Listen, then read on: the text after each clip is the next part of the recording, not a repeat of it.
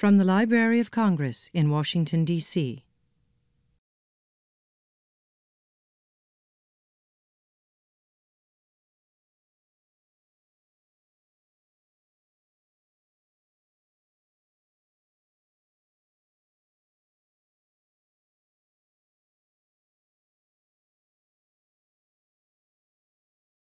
Good evening. As you were told, I'm Susan Vita, the Chief of the Library of Congress Music Division, and I'm really thrilled to welcome you to this evening's event. It's always a privilege and a pleasure to welcome guests to the library and this Coolidge Auditorium, which has been staging concerts since 1925. I'm subbing tonight for Dr. Billington, the Librarian of Congress, who sends his regrets because of an unalterable conflict in his schedule. ASCAP was formed in 1914, so next year we will be celebrating ASCAP's 100th anniversary, and I suggest that you not miss that party.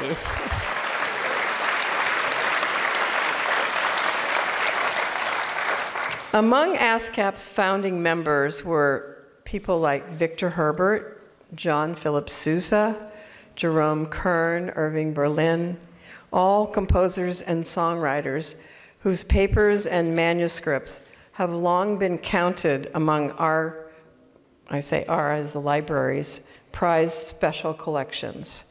These giants figured out early that there is an important common purpose between the record of their creativity, which ASCAP protects, and the Library of Congress's mission of preserving material and making it accessible for the future. Our shared interest is in preserving the product of creativity, talent, and craft, as well as the history and biography of its creators. If it is preserved, it can be used as an inspiration by future generations of creators and scholars. So one might say that we are two organizations destined to come together. In 2009, ASCAP began to donate its archives to the Library of Congress's Music Division, where it joins the music of its most significant founders and finds a home. The ASCAP archives preserves a history of innovation, of literally the business of show business, and the visionary and entrepreneurial spirit that characterizes so much of America's history, and we are thrilled to be the custodians of this legacy. Tonight is a celebration. It's about the joy of music.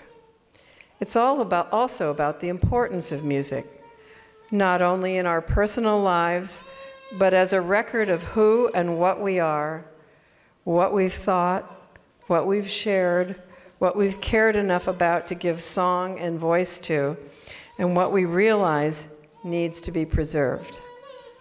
And that is the library and ASCAP's shared obligation and shared honor. The men and women who perform tonight are the creative descendants of Herbert, Sousa, Kern, Berlin, etc.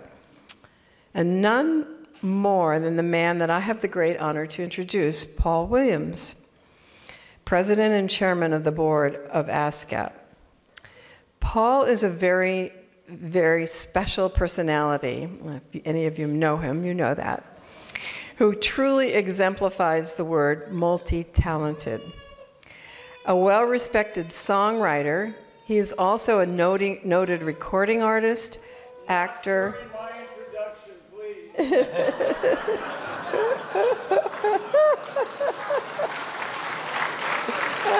That's okay, I've got grandkids, I can handle it. A well-respected songwriter is also a noted recording artist, actor, humanitarian, and music industry leader. His song classics have been recorded by a diverse group of performers ranging from Frank Sinatra, Tony Bennett, Barbra Streisand, Ray Charles, the Carpenters, to Kermit the Frog. Everyone is familiar with his great hits, such as We've Only Just Begun, The Rainbow Connection, the theme from The Love Boat, and the Academy Award-winning Evergreen, the theme from A Star is Born. But now he has reinvented himself through his collaboration on the sensational new album of the French electronic duo Daft Punk. Daft Punk. I put it in pink. Daft Punk, sorry. Released earlier this month. Paul's work with Daft Punk is really astounding. Working with these pioneers in dance music, Paul created lyrics for the 9-minute work Touch. One of my music division staff members' 33-year-old son, who she describes as a fan of all sorts of annoying music, said that an old guy like him is being embraced by the wow now Daft Punk really gives him creds. The collection called Random Access Memories will not be released until May 21st. But the single from it that has been released, and the single from it that has been released, and Get Lucky, is at the top of the iTunes and Spotify charts. Now, how many of you know what the Spotify charts are? Yay! Yay, Paul, go! Nice work, old man. 4 years ago, Paul was elected president of ASCAP. He serves as well as president of the ASCAP Foundation. In these capacities, he is a powerfully positive force for music creators. Please welcome to the stage an Oscar, Grammy, Golden Globe winning songwriter who has also been inducted into the Songwriters Hall of Fame, Mr. Paul Williams.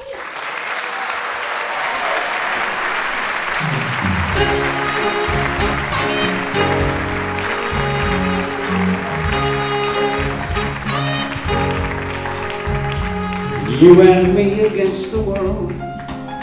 Sometimes it feels like you and me, friend to all children, when all the others turn their backs and walk away. You can count on me to stay, babe. Remember when the circus came to town and you were frightened by the clown? Wasn't it nice to be around someone that you knew, that someone who was big and strong, looking out for you? Me against the world. Sometimes it feels like you and me against the world. And for all the times we cried, I always felt the odds were on our side. And when one of us has gone and one is left behind to carry on, well then remembering will have to do. Our memories alone will see us through. I'll think about the time I spent with you, you and me against the world.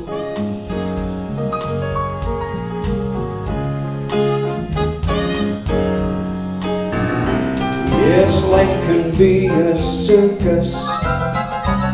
They underpay and overwork us.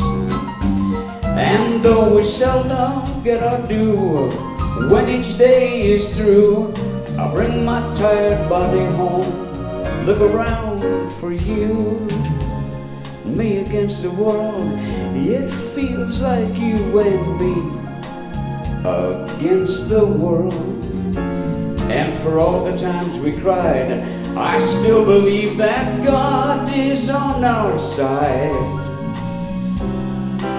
And when one of us has gone and one is left behind to carry on, well then remembering will have to do. Our memories alone will see us through. I'll think about the time I spent with you, you and me against the world.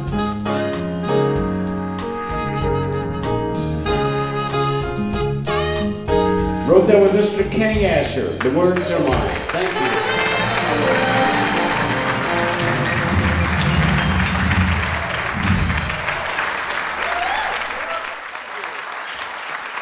Bless you. Thank you, and apologies to Mom. I'm sorry. I had a moment there and all. It's a great honor to be here. I am Paul Williams, and this is my my fourth trip here. You've done something right in your life when you can show up at the Library of Congress and feel like you're at home, where you can yell out, "Quiet down that kid, for God's sakes," you know. I mean, the Library of Congress, think about it. I mean, you think, you know, for a kid from Omaha, Nebraska, that has to be the repository of the world's largest you know, it's just, you know,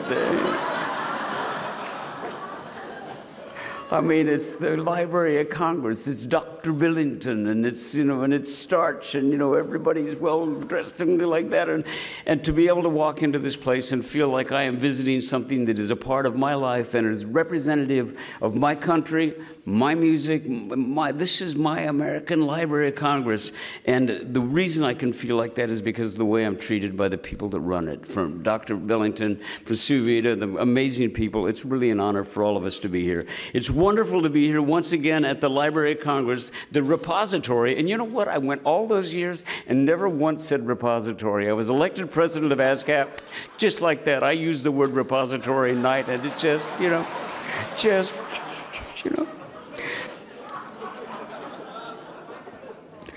Wonderful to be here once again at the repository of so much of our nation's history. All of us at ASCAP are pleased that it is the home for the ASCAP archive. It is officially the ASCAP collection at the Library of Congress. I'm really grateful to the Librarian of Congress, Dr. Billington, who's not here. He's with family tonight in Texas, you know, so he's out down there with Lamar Smith, and they're all eating whatever it is they eat in Texas, you know.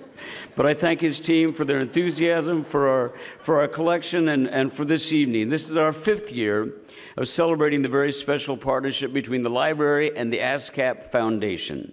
And, you know, You and Me Against the World is like the perfect song to open from that, because, you know, what y'all do in Congress is, you know, was thinking of some special lyrics for that. All of Congress should be screaming, we need better pay for streaming, but, you know, I don't know that, you know.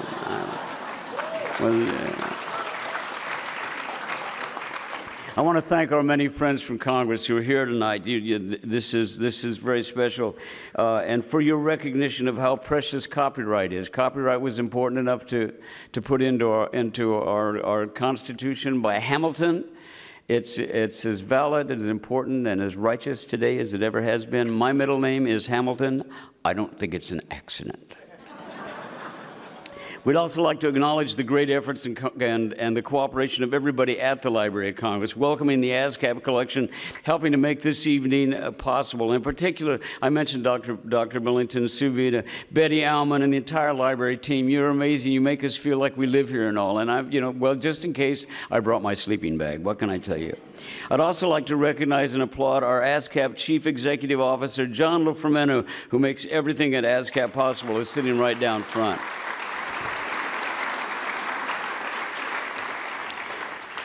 Before we move on to our musical extravaganza, I want to take a moment to mention 2 of my predecessors as ASCAP president. First of all, for 15 years, the ASCAP ship was beautifully led by the incredible Marilyn Bergman, who's sitting right down here. Marilyn, you know.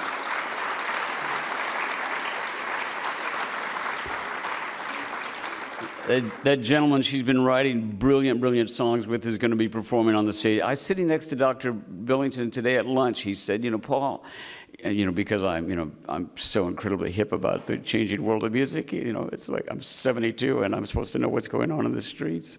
He said, what, you know, how has music changed? And I used Marilyn and Alan Bergman's lyrics as an example of the best of what music is about, the best of romanticism, and the, you know, the history of great ASCAP writers, you know, Rogers and Hart, Ira Gershwin's lyrics and all.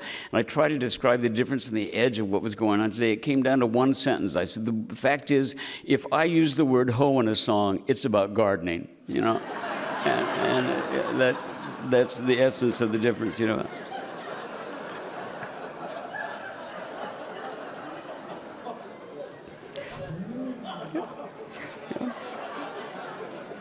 Excuse me. Where the hell was I? Oh, and the other, you know, I cannot stand up here and not mention somebody that we've lost who was an ASCAP president, a huge part of this evening for many, many years and all. Hal David was a, you know. You hear that, Hal? You hear that? What do you get when you kiss a girl? You get enough germs to catch pneumonia. After you do, she'll never phone you. Come on, Hal David, what a spectacular man. And years from now, kids that have never had the opportunity to shake his hand will be writing songs, and they'll have a better life because of the work that was done by Hal David and Marilyn Bergman. It's a great honor to follow both of you, so thank you for everything you've given me as a songwriter and generations to come. As we begin our program, I'd like to add this evening is very special because the songs you'll be hearing represent the great diversity of American music. So welcome to the other thing that's amazing about this night is that you're going to be experiencing songs performed by the people who wrote them, introduced by legislators who have a direct connection. They're either from their district, they're part of, you know, it's an amazing evening. If you've been here before, you know what to expect and all. Please welcome as our first presenter a great friend of the music community in Congress. She's the co-founder and co-chair of the Congressional Songwriters Caucus, representing Tennessee's 7th Congressional District. She serves on the House Energy and Commerce Committee. I just did a panel with the Marsha and Blackburn in Los Angeles, and my first thing was to turn over the microphone to her for an opening statement. I totally forgot to give her opening statement, so every time I see Marsha, if she wore glasses, she'd look at me over the tops of them. But a great friend of songwriters, a great friend of music creators, my friend, Marsha Blackburn. Marsha.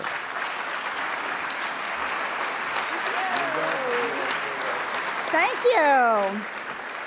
What a wonderful night, and thank you, Paul. And I have to tell you, when he was singing You and Me Against the World, you probably saw him cutting his eyes right down here on the front row, his wife and inspiration, and the one who keeps him hip and punk, Mariana. We're delighted that you are here in D.C. with us. Thank you. And this night, regardless of which side of the aisle that you sit on, this night, the ASCAP's We Write the Songs has truly become a tradition here in D.C. And everyone enjoys it, and they love coming in and having a special night of music. So ASCAP and Library of Congress, we thank you for the efforts in making this possible. Our first performers tonight are a classic songwriting team, originally from Bristol, England. Their songs, however, have long had a home on American hit parade and airwaves. Contemporaries and friends of the Beatles, our performers actually had a hit recording of Paul McCartney's Michelle under the name David and Jonathan. That was in 1966. Their own musical creations have been hugely successful for other artists, including the Hollies, Gary Lewis and the Playboys, the Fortunes, Gene Pitney, the New Seekers, and many more. They were inducted into the Songwriters Hall of Fame in 2009. In more recent years, one half of this duo, Roger Cook, has made his home in Nashville, writing massive hits like I Believe in You for Don Williams. And the other part of this duo, Roger Greenaway, has run ASCAP's international department out of London. Tonight, they are reuniting, and they are back for our musical pleasure. So from Nashville, I guess it would be the British accent with a Nashville twang. And from London, we have Roger Cook and Roger Greenaway.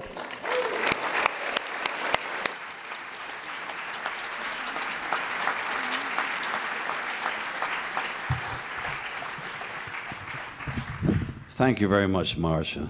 Marsha really is a friend of songwriters.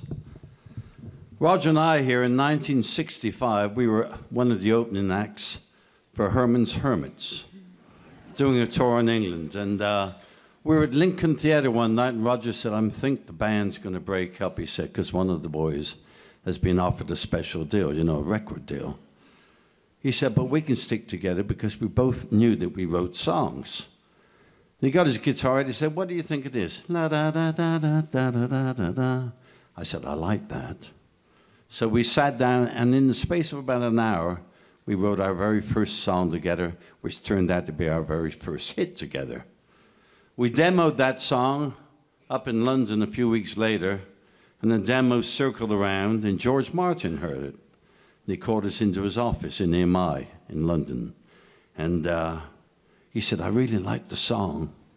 He said, I like the way you sing it. Can I produce you? Can I produce you? Yes, George. Anyway, he was very busy at the time with 4 lads from Liverpool, cutting an album called Rubber Soul, I think. And meanwhile, a group called The Fortunes on Decca at the time had rushed the record out. And we watched it going up the charts. I watched it going up the charts with mixed feelings because we were just about to make the most money we'd ever made in our lives. But at the same time, we'd lost the chance to append our first hit as artists as well. But all turned out well because we made a fortune. So Roger and I are going to sing that song now. You got your troubles, I got mine.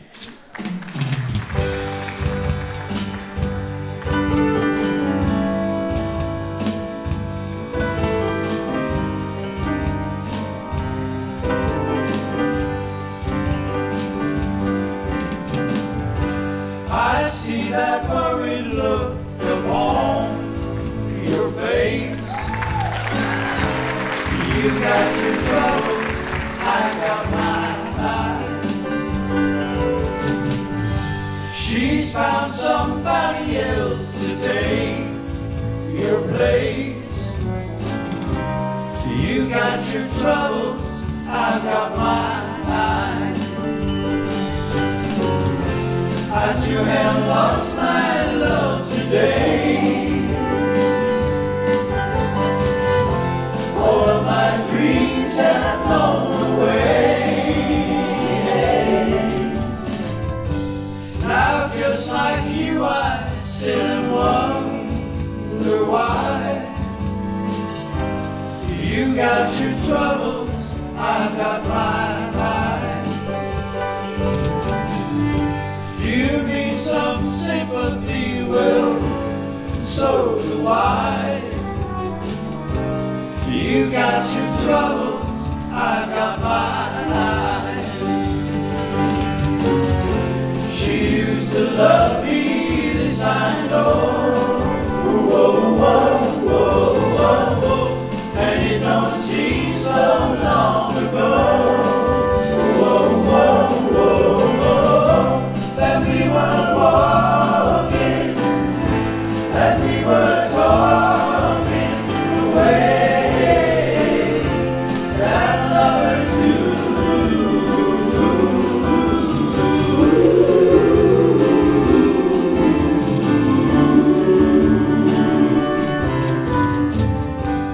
And so forgive me if I love you, that I ain't got no pity for you.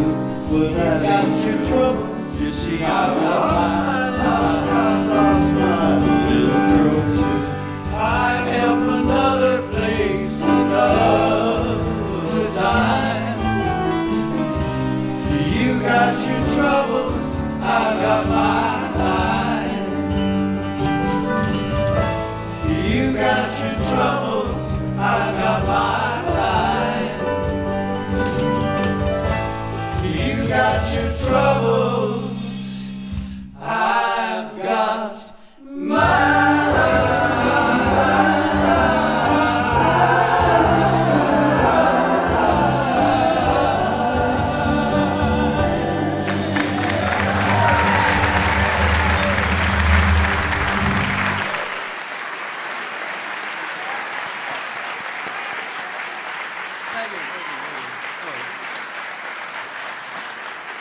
Thank you so much.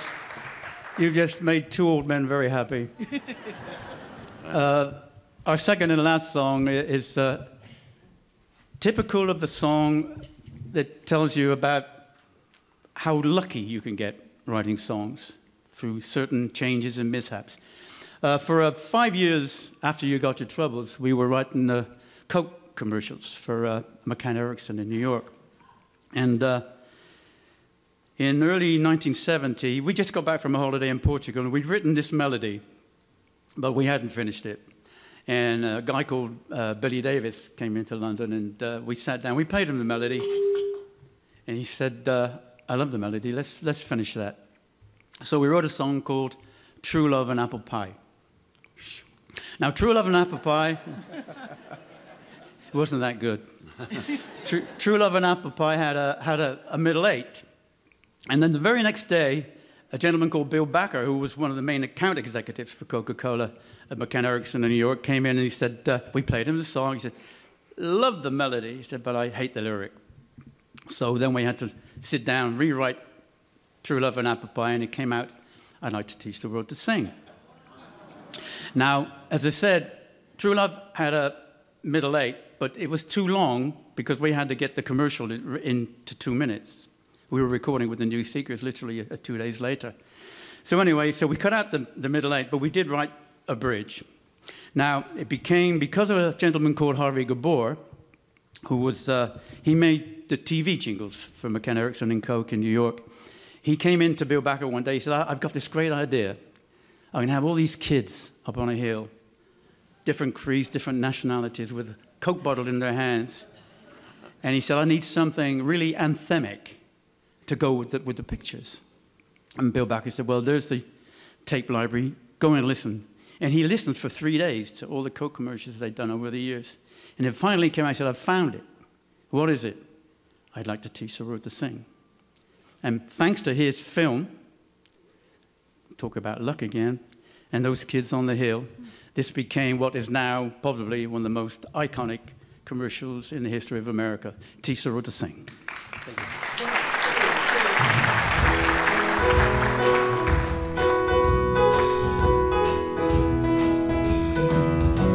I'd like to buy the world a home and furnish it with love.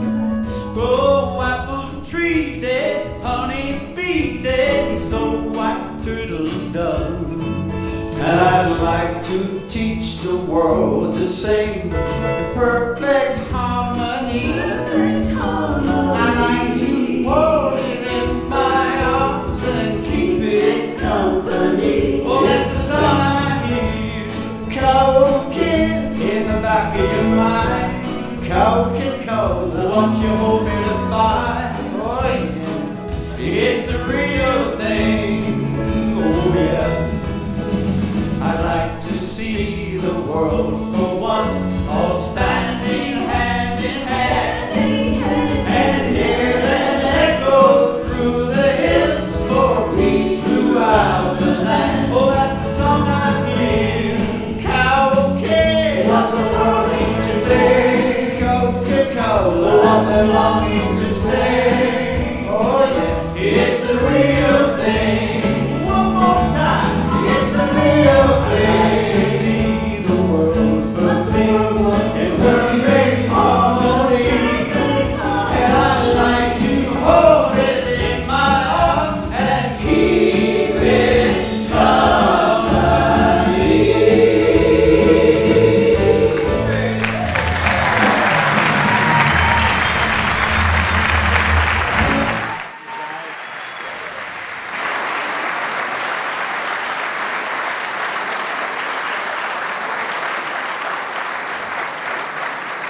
Ladies and gentlemen, the representative of California's 2nd Congressional District.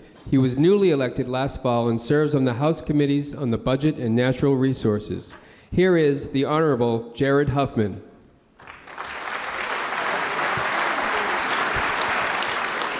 Good evening. Well, one of the great things about my beautiful district on the north coast of California is that it's home to many of our country's finest songwriters and musicians, and tonight I have the honor of introducing one of the very best of them. Elvin Bishop is a legendary songwriter, an incredible guitarist, and a hit recording artist. He also has the distinction of co-founding the renowned Paul Butterfield Blues Band in 1963. Yes, some Paul Butterfield Blues Band fans. And he was a leading star of Southern rock in the 1970s. He's had a prolific recording career, including recording with legends such as John Lee Hooker, the Allman Brothers, and many others. Elvin Bishop was born in Glendale, California, and raised in Oklahoma before he went off, and this is interesting because he's quite an intellectual, he went off to the University of Chicago as a National Merit Scholar, majoring in physics. But he got a little distracted by the legendary blues scene in Chicago, and the rest is history. There are many reasons to admire and like Elvin Bishop. I learned a new one tonight. In addition to all of his contributions to music, he is an avid fisherman like myself, so I'm going to have to look him up back in the district and do some fishing with this great artist. Tonight he'll be joined on stage by his old bandmate, Mickey Thomas, the voice of Jefferson Starship. Mickey was the featured singer in one of the next songs, which I'm sure everyone here will recognize. Ladies and gentlemen, it's my great honor to introduce Elvin Bishop.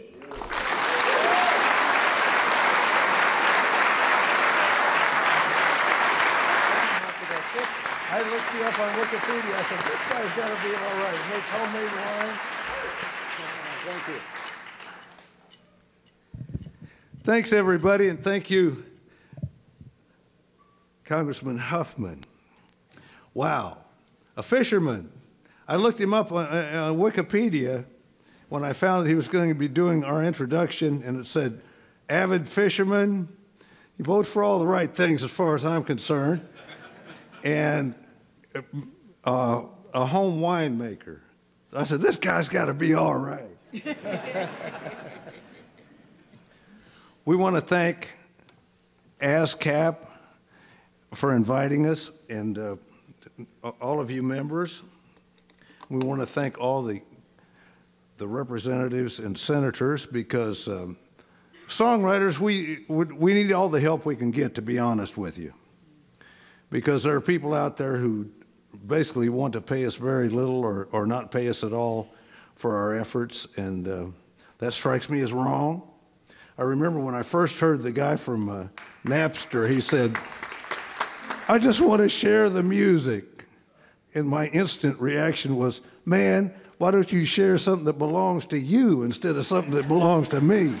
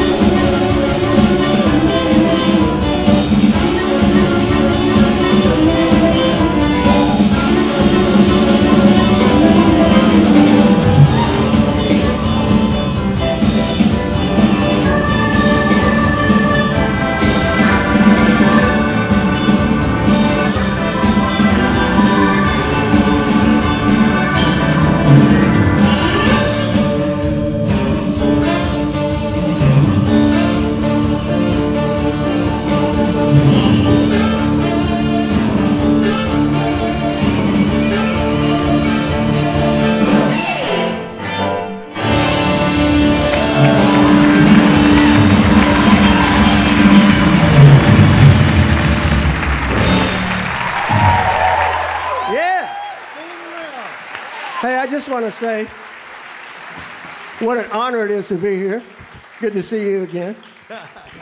And to be lucky enough to sing a song like I Fooled Around and Fell in Love and be able to still be singing it 37 years later or whatever at the Library of Congress is great in and of itself, but what makes it even greater is it's my wedding anniversary. Wow. And my wife's here tonight, so I get to sing I Fooled Around and Fell in Love to my wife on our wedding anniversary in the Library of Congress. Come on. Let's do it.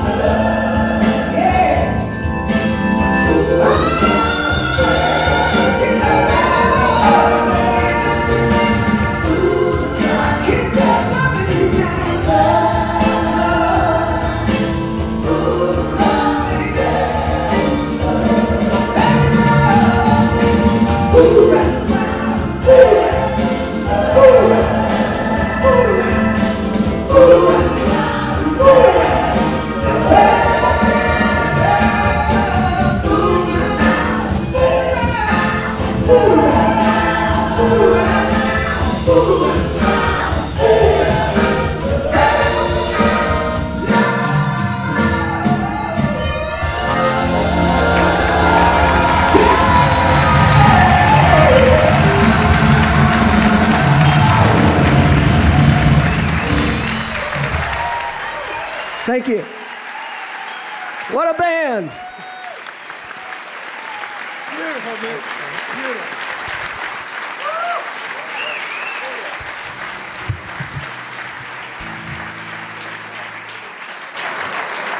Ladies and gentlemen, the senior senator from the state of Utah. He is the ranking member of the Senate Finance Committee, a member and former chairman of the Judiciary Committee, and a member and former chairman of the Health, Education, Labor, and Pensions Committee. He is also an accomplished writer of songs and a member of ASCAP. Please welcome the Honorable Orrin Hatch.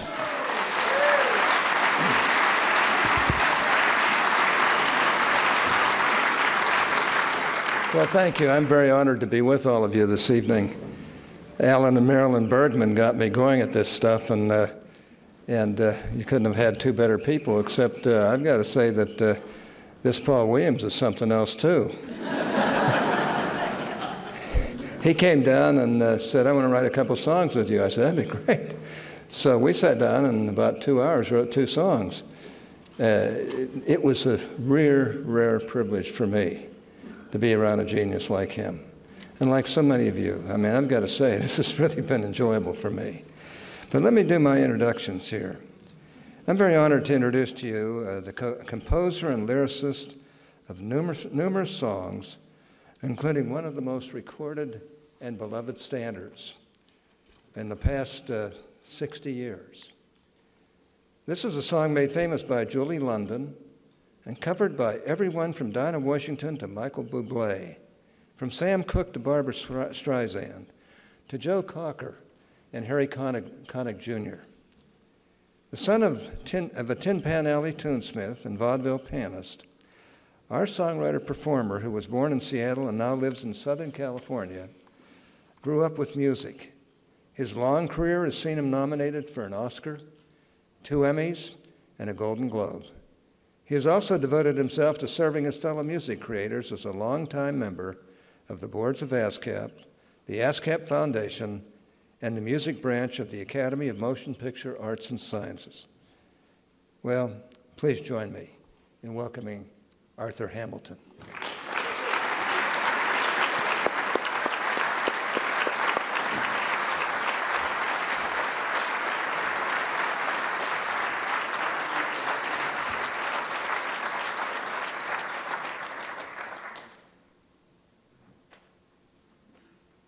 It's a thrill to be introduced anywhere, and particularly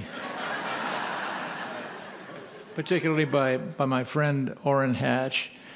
I remember my years on the board of ASCAP, and we would come down here and try to convince him of something, and sometimes we did. And the joyful thing to remember is that he was a writer member and was sympathetic to our problems. Let me do a song I wrote for a film, Pete Kelly's Blues. I was asked by Jack Webb, the producer, to write a song for Peggy Lee to sing in a sanitarium, pardon me. And she had enough to drink so that she didn't recognize the fact that she was holding a doll in her arms in this interesting cell she was in. And she sang this song.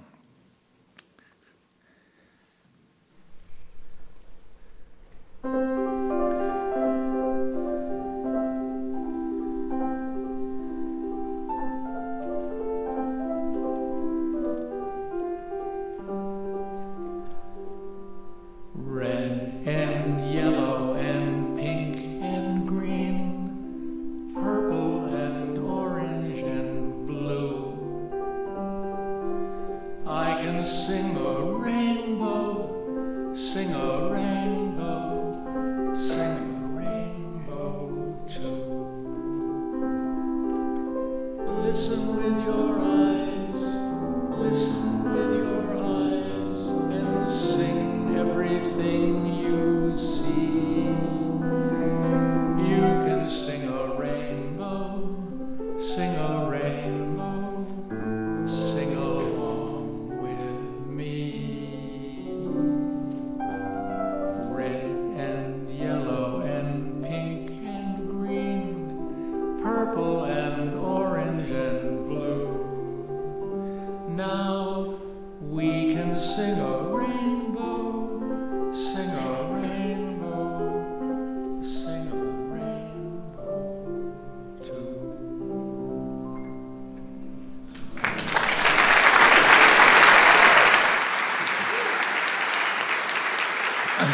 Thank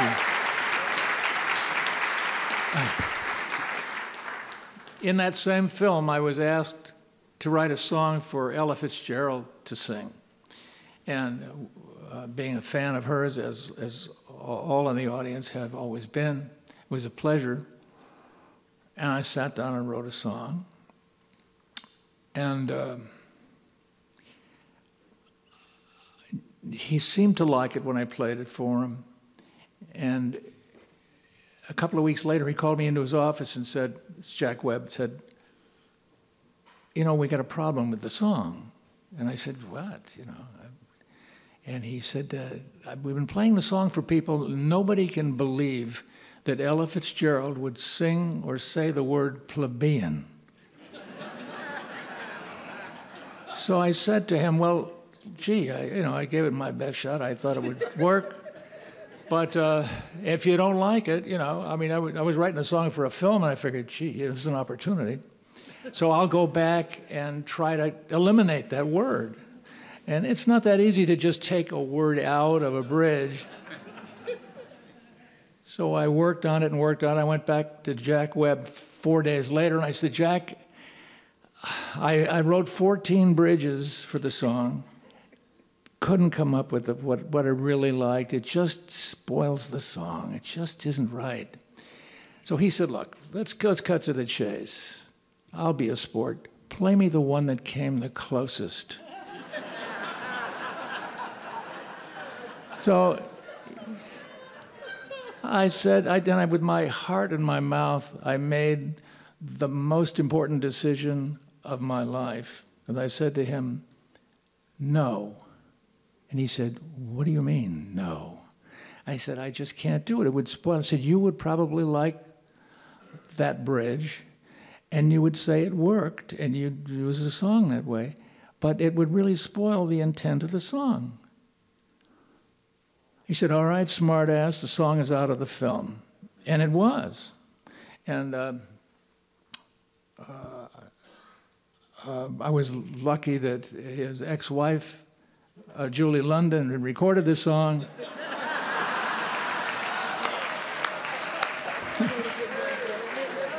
Sometimes songwriters get really lucky. And so about 6 weeks after the song had been released, I was on Hollywood Boulevard, and I saw that Ella Fitzgerald was playing in a nightclub. I went in, and she was singing the song with the word plebeian in it.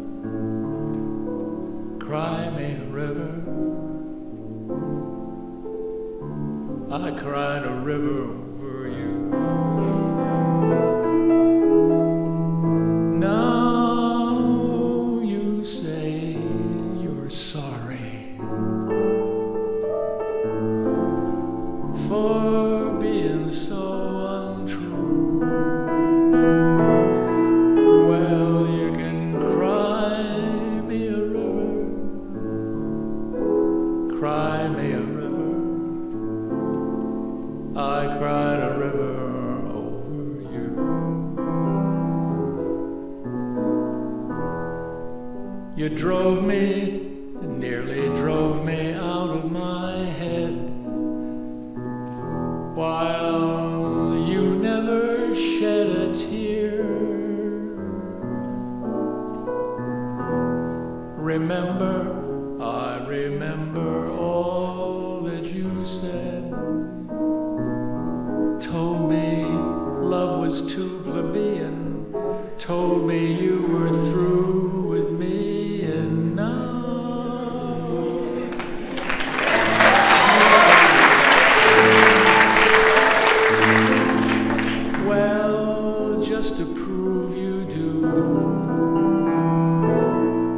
Come on and cry.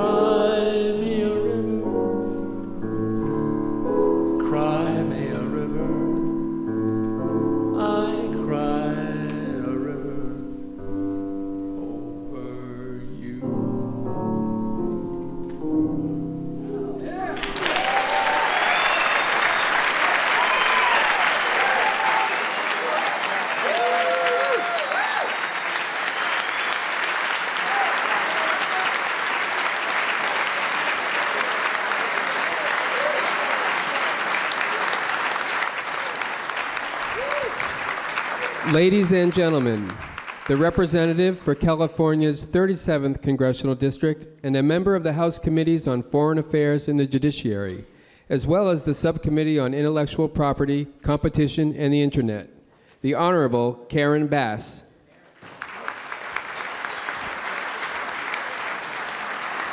Thank you. Thank you. Good evening, everyone.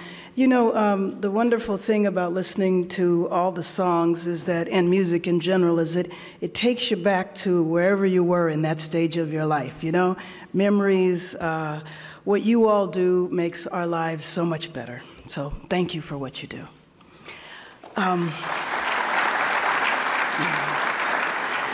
I'm very proud to introduce to you an outstanding native of Los Angeles who has for the past 3 decades been a significant part of the national and international pop and R&B music scene. She has enjoyed hit singles on her own, performed as a backup vocalist for artists ranging from Madonna to Johnny Mathis to Boss Skaggs, and has written songs recorded by Dionne Warwick, Amy Grant, Jamie Foxx, and Roberta Flack, and is a past Grammy winner.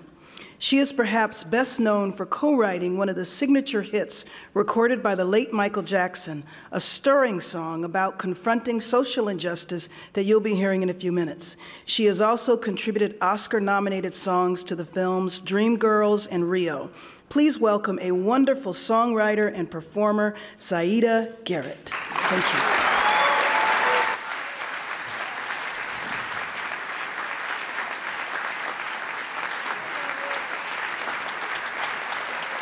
Thank you. Wow! I was born and raised most of my childhood in Compton, California. A sister from Compton is in the House of Congress, Library of Congress. It took an act of Congress to get me here, so I'm really gonna enjoy this.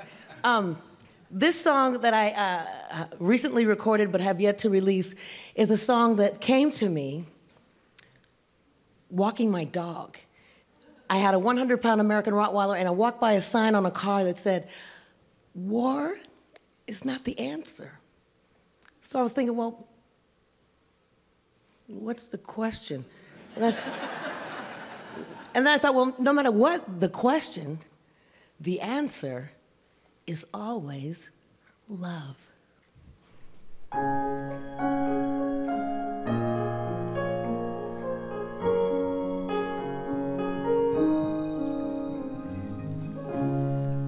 What if they called a war and nobody came? There'd be no one to fight with. There'd be no one to blame.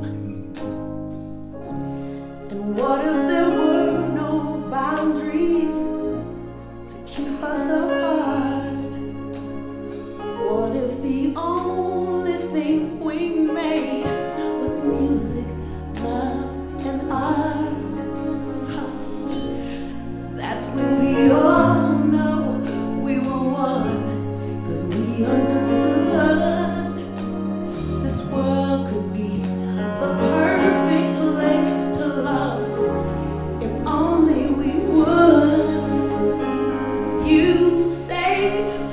Just a dreamer, like it's such a bad thing.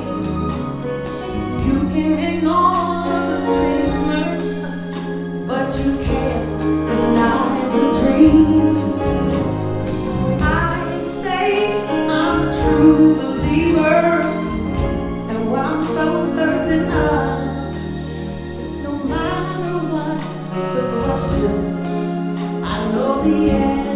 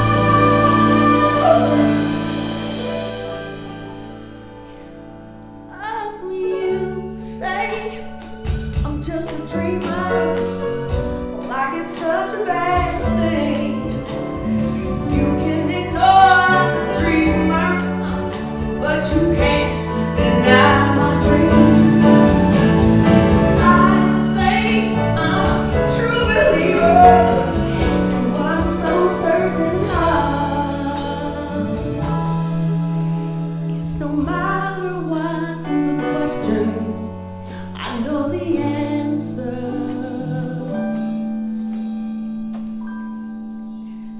The answer's always love. Love. The answer's always love.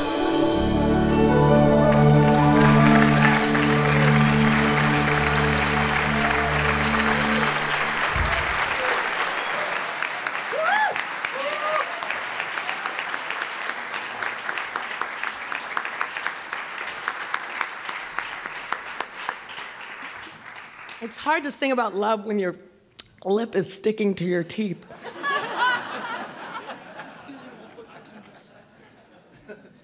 Okay.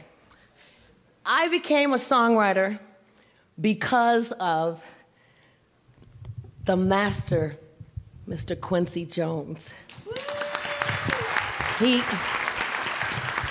introduced me to the world as a singer and as a songwriter, and he introduced me to the world's most famous pop artist on the planet.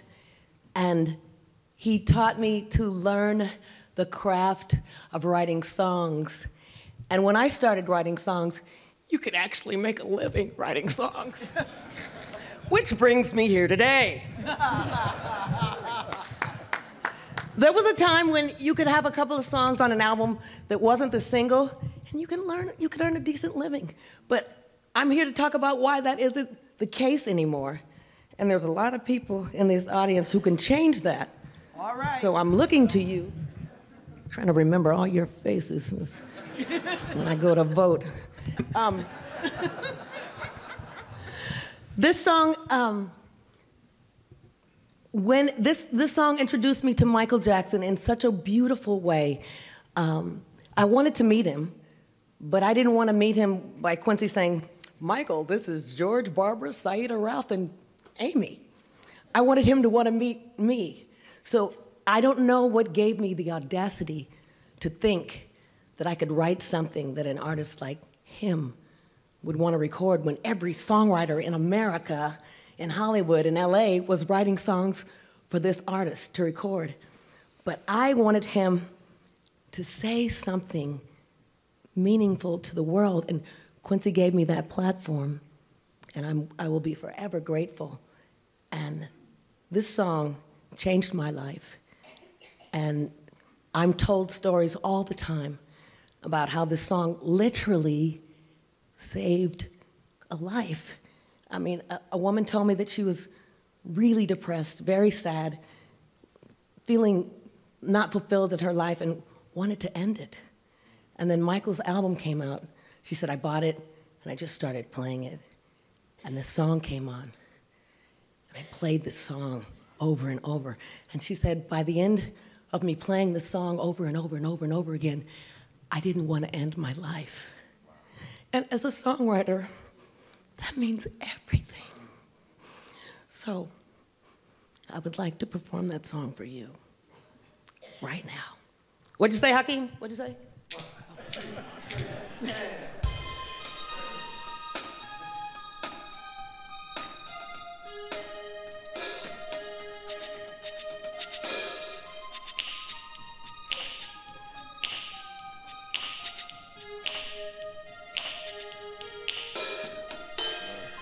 Gonna make a change for once in my life, yeah.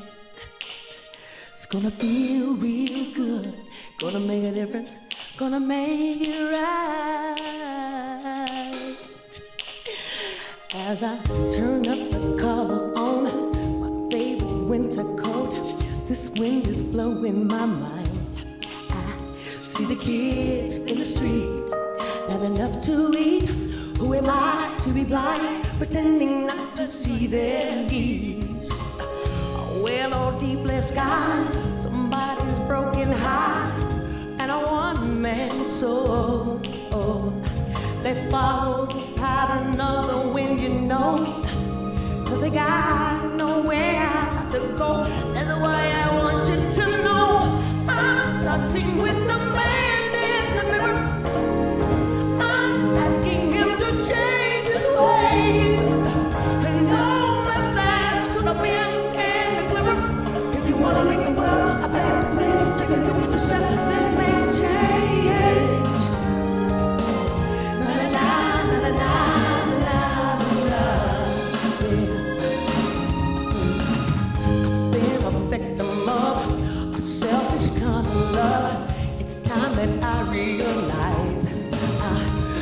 sun with no home. As I'm nickel alone, could it be really me pretending that they're not alone? A summer's disregard, a broken Bible tie, and a washed out dream. Yes, they follow the pattern of the wind, you know. They got nowhere to go. That's why I need to know. I'm starting with the man in the mirror. I'm asking him to change his ways. And no message but a will and a glimmer. If you want to make the world a better place, take a look at yourself, then make a change. I'm starting with the man in the mirror. I'm asking him to change his ways. 'Cause no message but a will and a glimmer. If you want to make the world a better place, take a look at yourself and make that change. Starting with the man in the mirror. I'm asking him to change his ways. No message but a will and a glimmer. If you want to make the world a better place, take a look at yourself and make a change. When it comes time to close your mind, and starting with the man in the mirror. I'm asking you to change your mind. Change no message but a will and a glimmer. If you want to make the world a better place, take a look at yourself and make that change.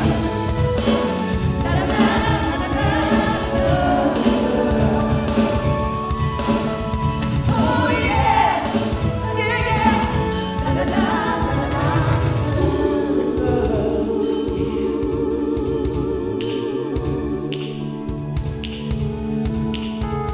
Feel real good. Come on, change. Make that move. You got to start with yourself. Yeah, yeah. You got to make that change. Gotta make that move to stay with the man in the mirror. Stand up, stand up, stand up, stand up, stand up and live. Yeah, brother, make that change. Make that change to stay with the man in the mirror. You know it, you know it. You got to start with yourself. Yeah, yeah, you gotta make that change. Make that move. Come on, man in the mirror. You know it, you know it, you know it, you know, no.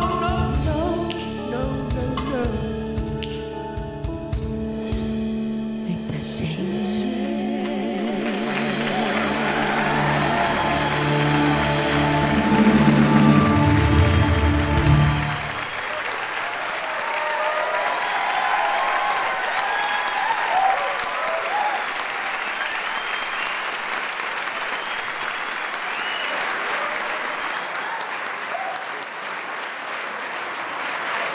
Ladies and gentlemen, the recently elected senator for the Commonwealth of Virginia. He is a former governor of Virginia and past chairman of the Democratic National Committee. He currently serves on the Senate's Armed Services, Foreign Affairs, and Budget Committees.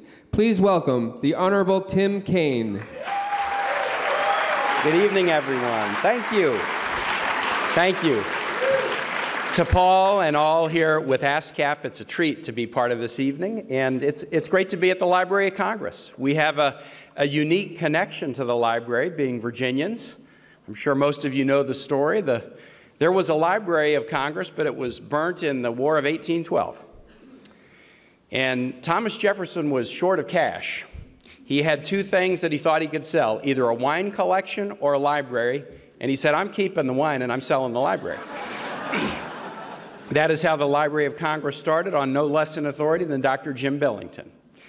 I'm happy to be here because I get to introduce someone that we consider a wonderful daughter of the Commonwealth of Virginia, and in the title of her first album from 1987, a hometown girl from Charlottesville. Mary Chapin Carpenter grew up in Princeton, but then moved to the Washington area as a youngster, was educated here, has been a resident in the D.C. area and Charlottesville for a number of years.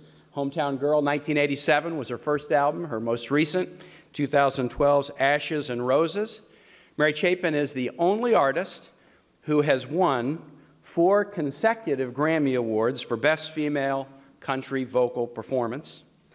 In a town that likes to pigeonhole people, Republican, Democrat, liberal, conservative, Mary Chapin fights against being pigeonholed. She calls herself a singer-songwriter, and when she's asked whether she's more country or folk or rock, she used the phrase, "I am a slash rocker."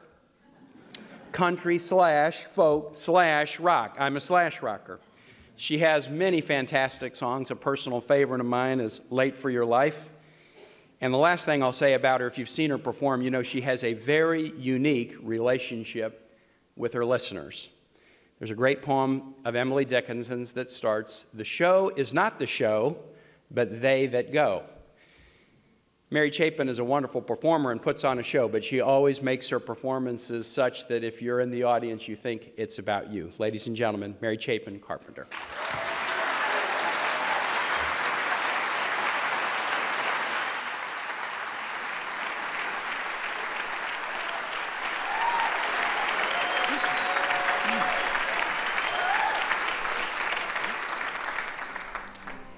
Thank you so much for that introduction. It's such an honor to be here amongst so many amazing songwriters and performers, and Washington is very special to me. This is where I started playing in bars and clubs, and to be here at Coolidge is quite exciting.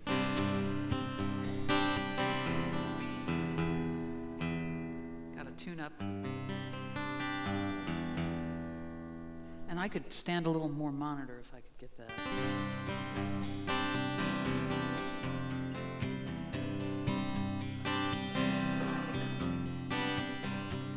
Show a little inspiration, show a little spark, show the things that drew me to you and stole my heart.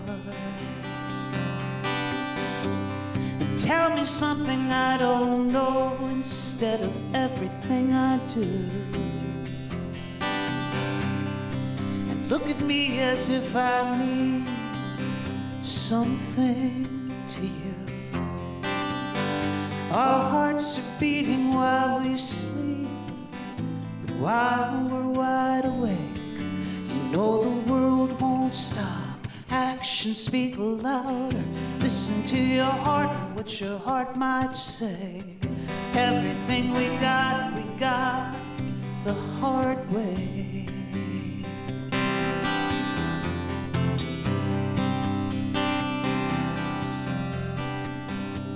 And show a little passion, babe. Show a little style now. Show the knack for knowing when and the gift for knowing how. And have a little trust in us, and fear obscures the path. You know we got this far, darling, not by luck, but by never turning back. And some will call on destiny, but I just call on faith that the world won't stop. Actions speak louder. Listen to your heart, what your heart might say. Everything we got the hard way. Caught up in our little lives, there's not a lot left over. I see what's missing in your eyes. You're searching for that field of clover.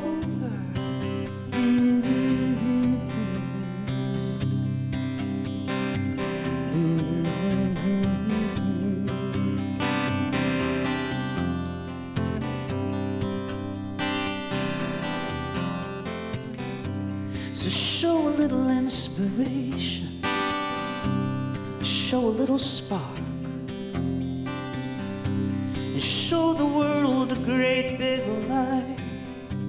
When you show it your heart, we've got two lives, one we're given and the other one we make.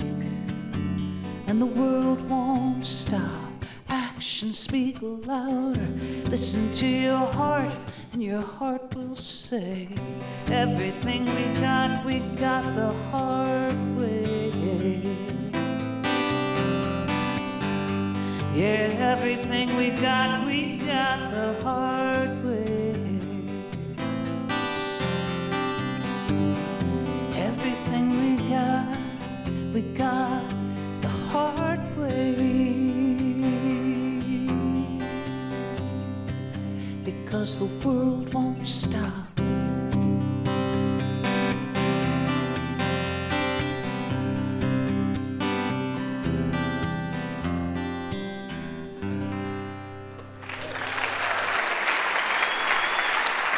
Thank you.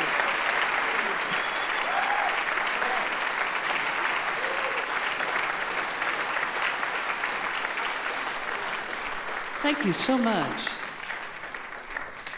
I appreciate it so much. I loved hearing people talk about how they write songs and how they go about their craft. And for the longest time, when I started traveling, I thought that, well, I had to write everywhere I was, whether it was on an airplane, on a napkin somewhere. And I guess the pressure came from inside of myself, but after a while, I realized it just wasn't working. And I needed to be home at my desk. And so that's where I've always written ever since then, is just at home. And I tend to need a yellow legal pad, I need a pencil and an eraser. And back when I started, it was a big tape recorder as well. And now it's just a little phone device that I put my ideas on. And that's how it goes. And when I get stuck on a lyric or part of the song, what I do is I push back from my desk and I, as Senator Kane says, I live in Virginia. I live in the Blue Ridge Mountains of Virginia, and I have dogs and cats. And so when I get stuck on a lyric, I push back from the desk and I call a couple of the dogs. We go outside and we go what I call song walking. And I just repeat the lyric that I'm working on out loud. I sing it out loud, and that's how I finish songs. And I now do song biking as well. And this is an evening celebrating songwriting. And I'd like to step out on the ledge, if I could, and play you a brand new song that I just finished a few weeks ago. And I don't have it's so new, I don't have a tidy introduction for it, except to tell you that I think as we go through our lives, we long for that moment, and maybe it's more than just a fleeting moment, maybe it's something that endures much longer than that, but we long for that moment where we can say we feel truly known, truly seen by someone. And this is a song about that moment, and it's called Hand on My Back.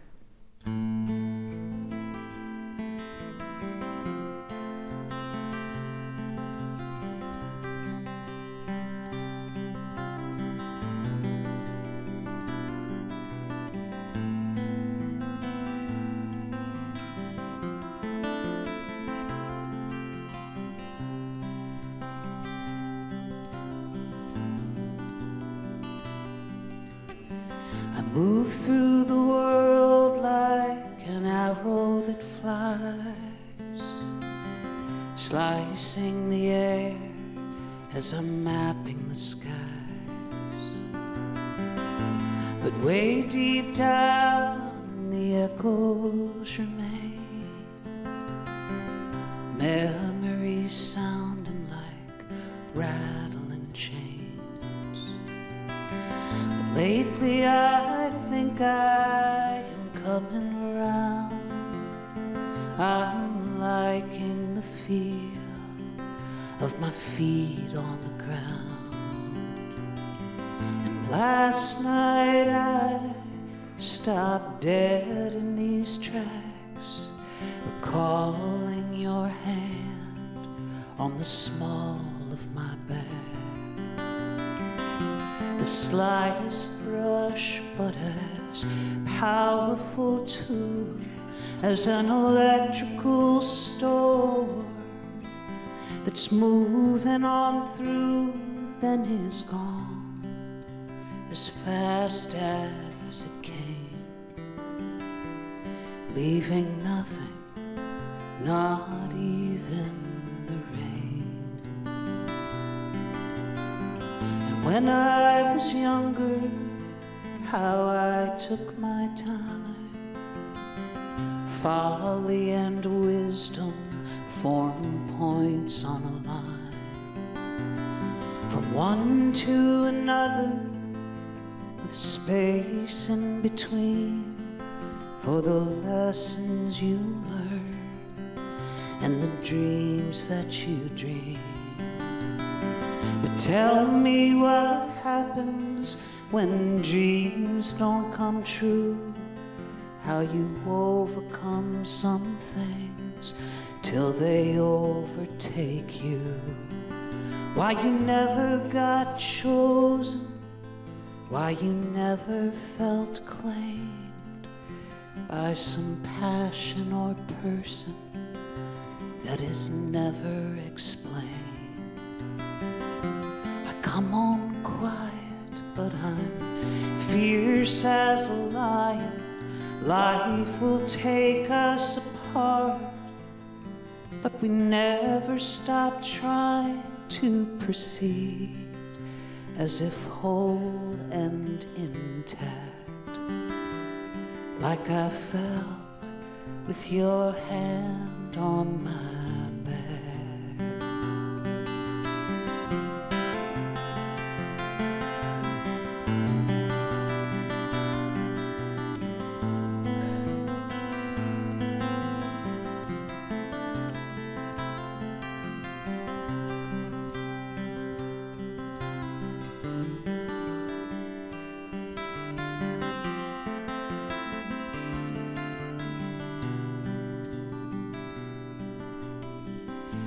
Nothing can catch me when I'm moving fast, even those rattling chains of the past. So I'll go like that arrow, but with nowhere to land. I am losing velocity, height, and command. We all hit the ground, we all fall from the sky. We burn up, we break up, we wreck and we cry. But we're bound up together by sight and by pact that begins with the touch of your hand on my back.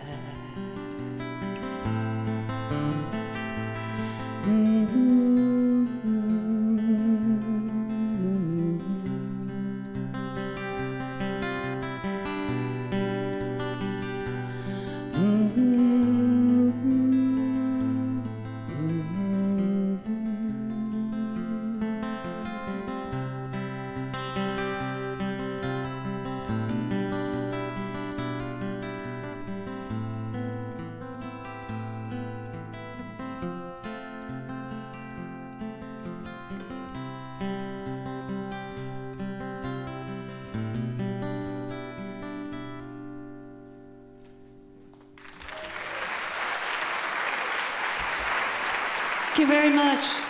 It's an honor to be here.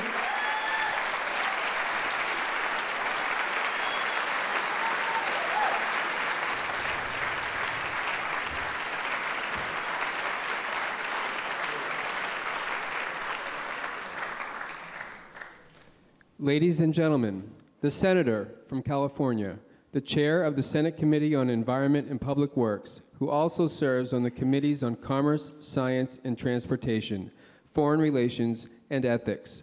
Please welcome the Honorable Barbara Boxer.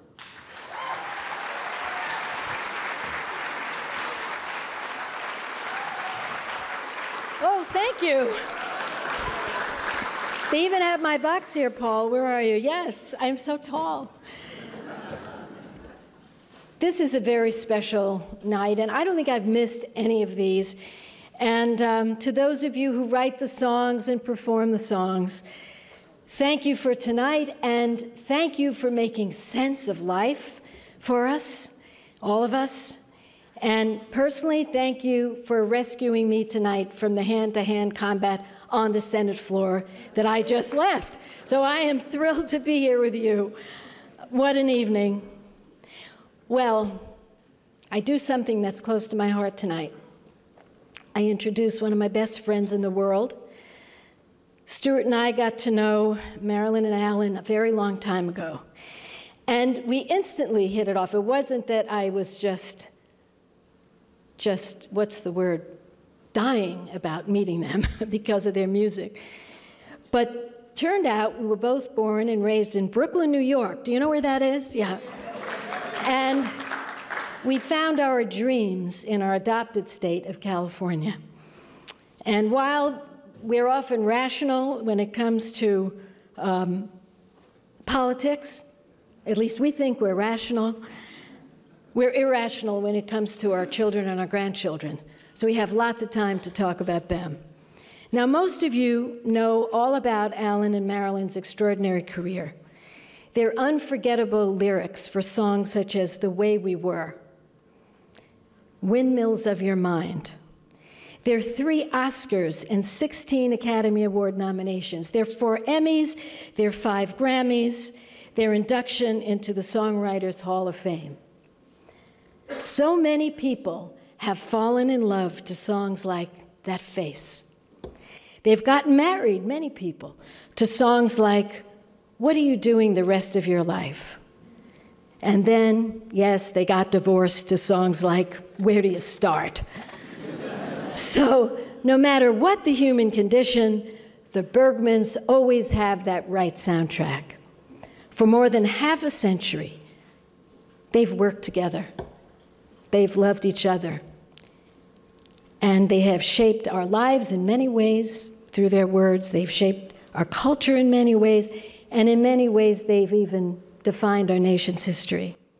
And you're about to hear it for yourselves, because we are in for a most special treat. Alan will perform 2 of their classic songs. One is an Oscar-winning collaboration with the late, great Marvin Hamlisch. So, ladies and gentlemen, will you give the warmest of welcomes to the most wonderful human being and a great talent, Alan Bergman.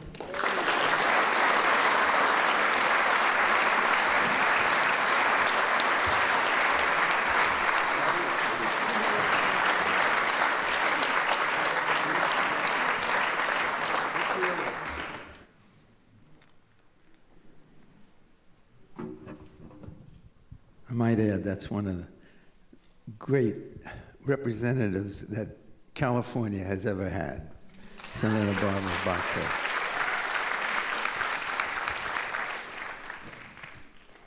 God, what an evening, huh? Well, Mary Chapin Carpenter, wasn't she wonderful? Siedah Garrett, just terrific. You know, people always ask how Marilyn and I met. Marilyn and I, incidentally, we were born in the same Brooklyn hospital, many years apart. But we met in Los Angeles. We met through a composer. I was working with him in the morning, and she was working with him in the afternoon. And one day he decided to introduce his AM lyric writer to his PM lyric writer. Well, we wrote a song that day, not a very good one, but we really enjoyed the process, and we've been writing together ever since. That's 57 years ago.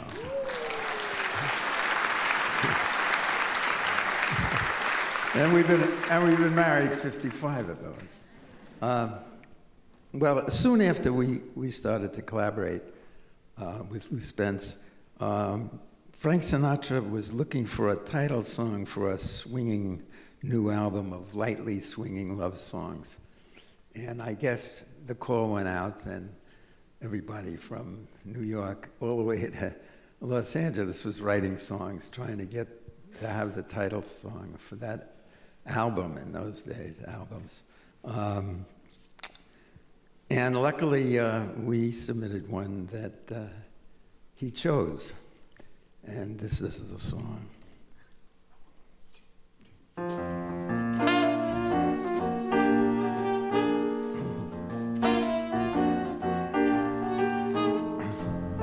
Let's take it nice and easy.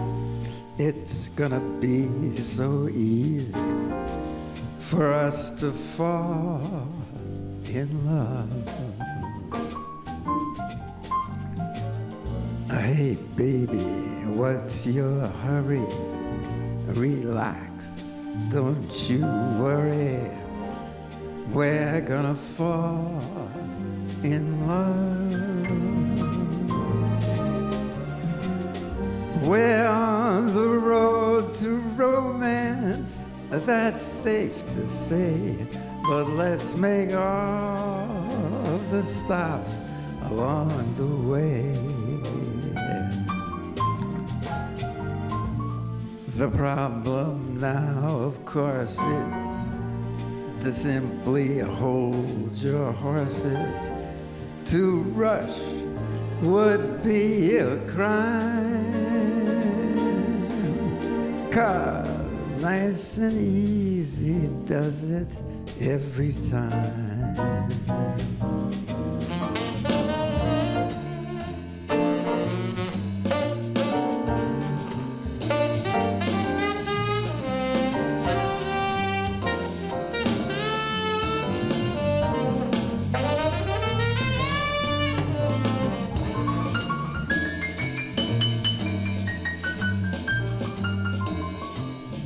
Yeah, Chris.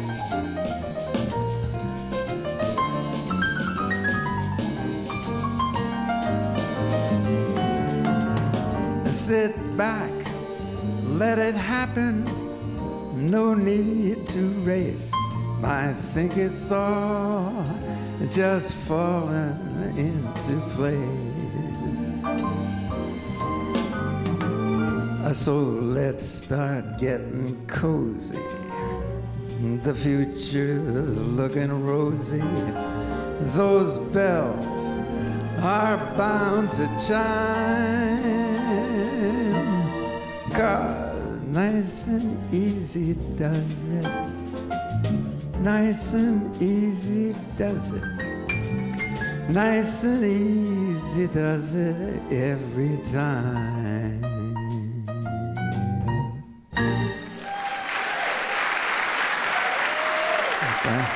Thank you. Thank you very much. Now, how about an extra applause for this band? Isn't it a band? Chris, wonderful. Well, now I really have a pleasure to introduce the most remarkable woman in the world, my wife. She is a former, as they said, president and chairman of the board of ASCAP, and she's a great cook. She's made my life wonderful. Let me tell you, every day. I can't thank her enough, and here she is, Marilyn Bergman.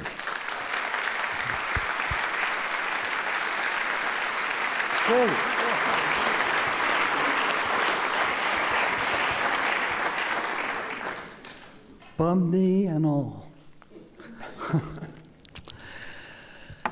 Had to put my glasses on. Alan and I have been blessed with many wonderful collaborators, but we lost a great one last year. Marvin Hamlisch could have been many, many things. He could have been a great stand-up comic, but his mother made him practice. He could have been an excellent restaurant critic, writing humorous but reliable reviews of food establishments of the world, but his mother made him practice. He could have been an ambassador, making friends and influencing people wherever he went, reaching out to all he met regardless of country, politics, or profession. Or he could have played second base for the Yankees, but his mother made him practice. Thank you, Mrs. Hamlisch. The world will miss Marvin. Personally, we will miss a wonderful friend and collaborator. Excuse me. A little lump in my throat. Working with Marvin was like playing in a big sandbox. He always had a smile on his face and in his heart. He was always filled with ideas. He'd sit at the piano and they would tumble out of him almost as fast as they popped into his head. When we met, he had just accepted an assignment to compose the score for The Way We Were, a film to be directed by Sidney Pollack, starring Barbra Streisand and Robert Redford. We were asked to write the lyrics to a titled song. Marvin wrote a beautiful melody, and a song was born. And here's my husband and my collaborator to sing it for you. Thank you, honey. Well, as Marilyn said, sometimes the stars are aligned just right. A great script by Arthur Lawrence, a terrific director, Sidney Pollack, a perfect for the picture melody by Marvin, and one of the most extraordinary voices of this or any generation to write for, Barbra Streisand.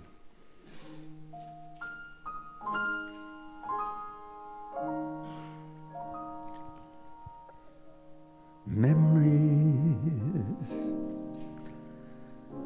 light the corners of my mind. Misty watercolor memories of the way we were.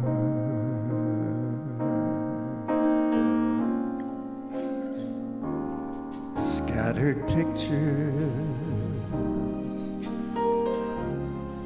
of the smiles we left behind, smiles we gave to one another for the way we were.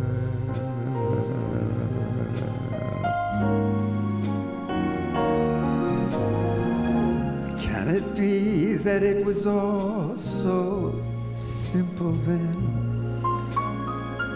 Or has time rewritten every line? If we had the chance to do it all again, tell me, would we? Could we? Memories may be beautiful and yet what's too painful to remember, we simply choose to forget. So it's the laughter we will remember whenever we remember the way we were.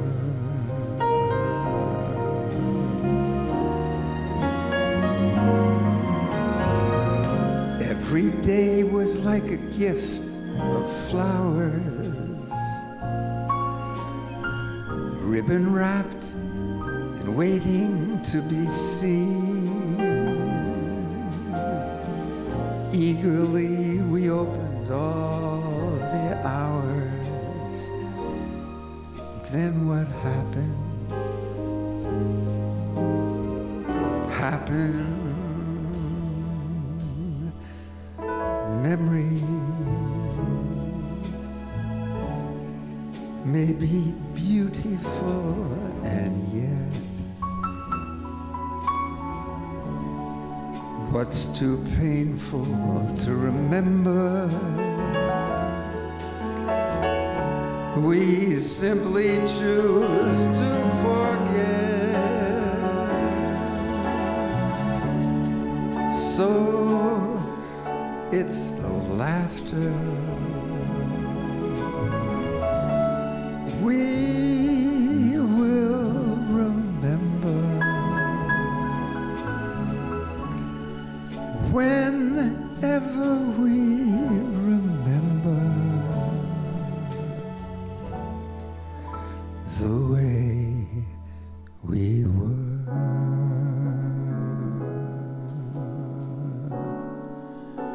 the way we were.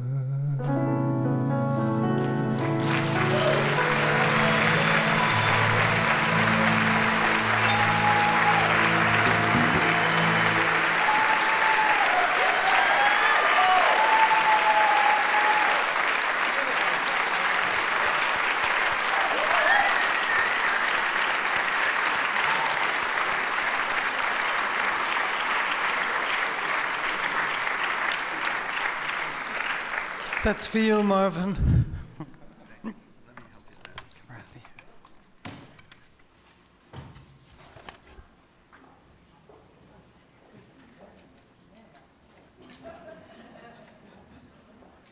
Ladies and gentlemen, the longtime representative of North Carolina's 12th District, he serves on both the House Judiciary and Financial Services Committees and is the ranking member of the Subcommittee on Intellectual Property, Competition, and the Internet.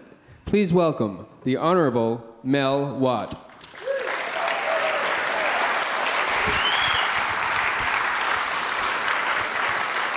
Thank you so much, and thanks for the opportunity to make this introduction. When it comes to music, my home state of North Carolina has produced a diversity of talent. Jazz legends like John Coltrane, Thelonious Monk, and Billy Taylor. Gospel giant Shirley Caesar. Country greats Doc Watson and Earl Scruggs. And pop stars like James Taylor and Ben Folds all hail from North Carolina. Tonight, I have the honor of introducing the latest young sensation to emerge from our state, the Carolina Chocolate Drops.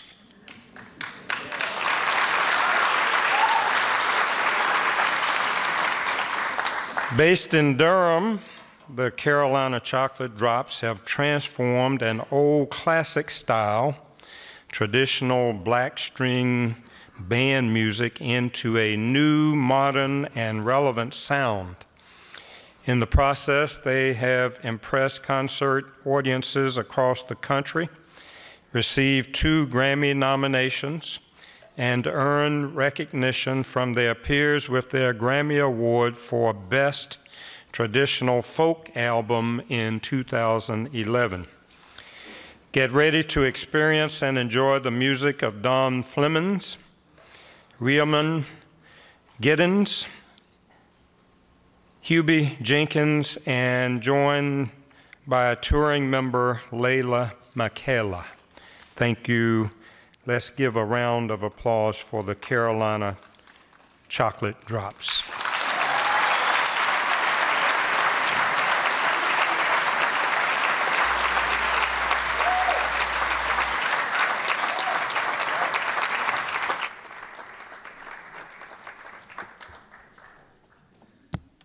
Thank you. Let me tell you, it's hard to sit and watch what we've seen tonight and then get up here and do something. Wow. Well, we play a lot of traditional music. Most of what we play is traditional music and music that came before. But I first got the idea of being a real songwriter. I'm still a fledgling, so I'm kind of doing this, all night. But I first got the idea to really, really make a go of it when T-Bone Burnett asked us to contribute a song to the Hunger Games soundtrack. And I downloaded all the books onto my Kindle. and read them in a weekend and was so inspired that I offered up 2, and we ended up recording one that went on to the final soundtrack. And I went, hey, maybe I can do this after all. So this song that we're going to do is actually about my experience of being from North Carolina, or North Carolina, and we're going to do it for you. I grew up partly in the country with my grandparents, and it seems to be that experience of country living has, I don't know, we seem to forget that black folk do that too, you know. There's many different ways of living, and we kind of have it all covered. So this is I guess my way.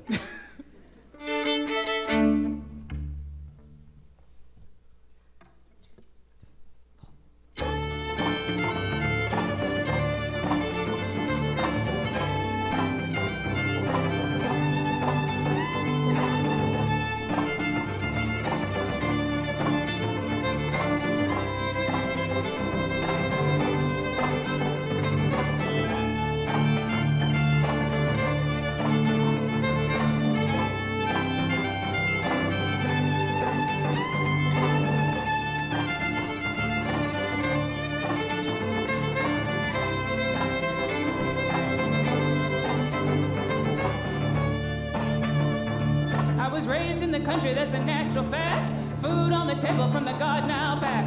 Everyone working to make the land their own. Red clay cracking where the silver queen grows. Running with your cousins from yard to yard. The living was easy, but the playing was hard.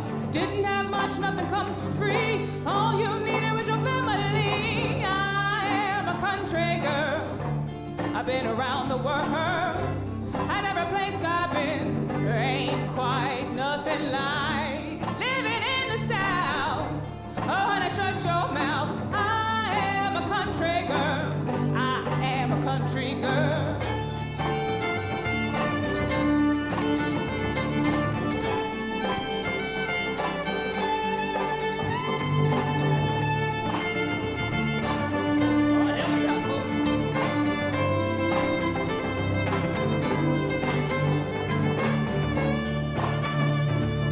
Biscuits in the morning and gravy too. A fried chicken in the afternoon. A Georgia and eating sweet potato pie. Taking half an hour to say goodbye. Blackberry patches sculpting on vines. Sweet Georgia peaches and dandelion wine. The best kind of food is made by hand. The only way to get it is from the land. I am a country girl. I've been around the world. And every place I've been, there ain't quite nothing like living in the South. Oh, honey, shut your mouth. I am a country girl. I am a country girl. All day I dream about a place in the sun, kinda like where I'm from, with the tall grass blowing in the breeze, running barefoot round the tall oak tree. All day I dream about a place I've been, a place where the skin I'm in feels like it's supposed to breathe, and anyone around who looks at me says I am a country girl. I've been around the world, and every place I've been ain't quite nothing like living in the South. Oh, honey, shut your mouth. I am a country girl. I am a country girl.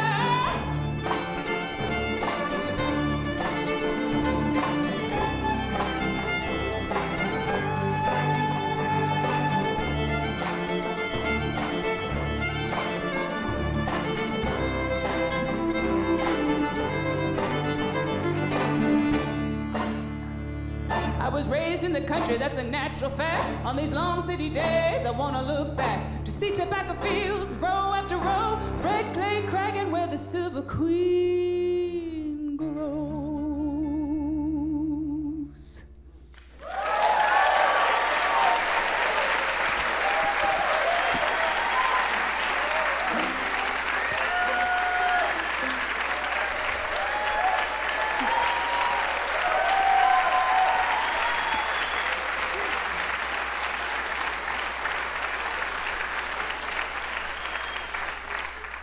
Thank you so much. Well, folks, the next song we're going to do is, well, gosh, you know, I'm almost at a loss for words. I mean, I was on the tour with some of you guys that have performed tonight, and I was just completely blown away by all the performances I've gotten to see tonight with everybody, and it's such a wonderful thing to be here. Well, this song is it's an interpretation, adaptation of a song that I heard a long time ago, and it's an old New Orleans tune that was done by a fellow by the name of Papa Charlie Jackson, and you know, this is a special honor for me. A second time we've gotten to play in this auditorium twice, and the reason for that is one of the great recordings that influenced my life was the collaboration of three people, because you know, songs all need three people. They need the writer, they need the person who performs it, sometimes that's the writer, but the person who performs it, and then the advocate who gets it out there. And there was a beautiful collaboration between two men, Alan Lomax and Jelly Roll Morton, that happened right in this room, and I always am just honored to be able to come down here and play, and it's a beautiful thing to be able to do that.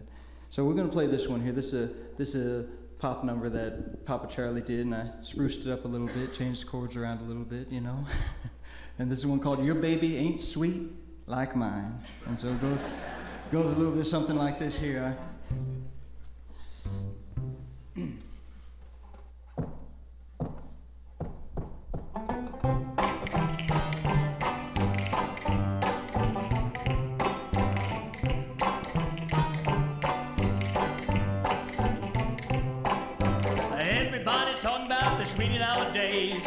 I got the one with the sweetest ways. Your baby may roll it jelly fine. Nobody's baby can't roll it like mine. Your baby ain't sweet like mine. She bakes a jelly roll all the time. And when I'm feeling lonesome and blue, my baby knows just what to do. Yes, sir. She even called me honey. She even let me spend the money. Never has a baby put me out door. She even buy me all my clothes. I don't want to brag, I want to put you in line. Your baby ain't sweet like mine, oh no. Your baby ain't sweet like mine. Go ahead, play it.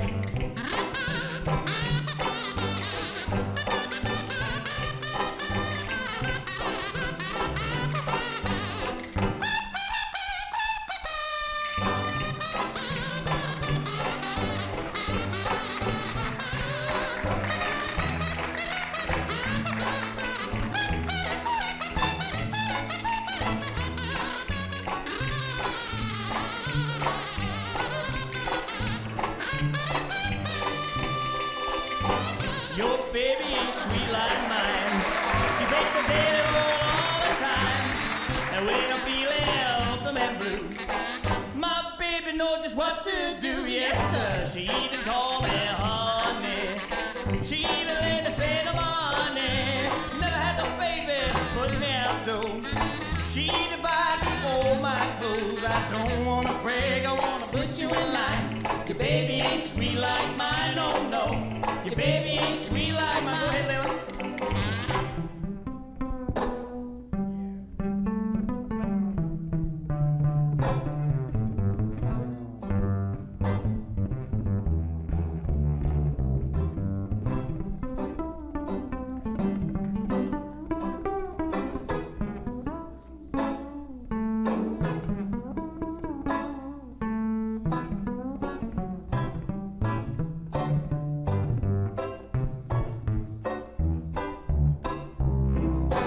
Your baby ain't sweet like mine.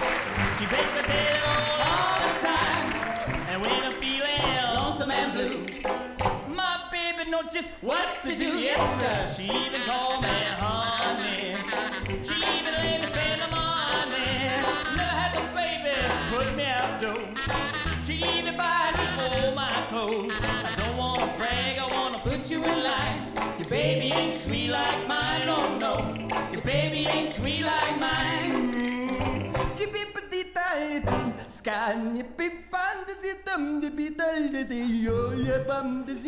The baby is sweet and the beautiful bodies and the day.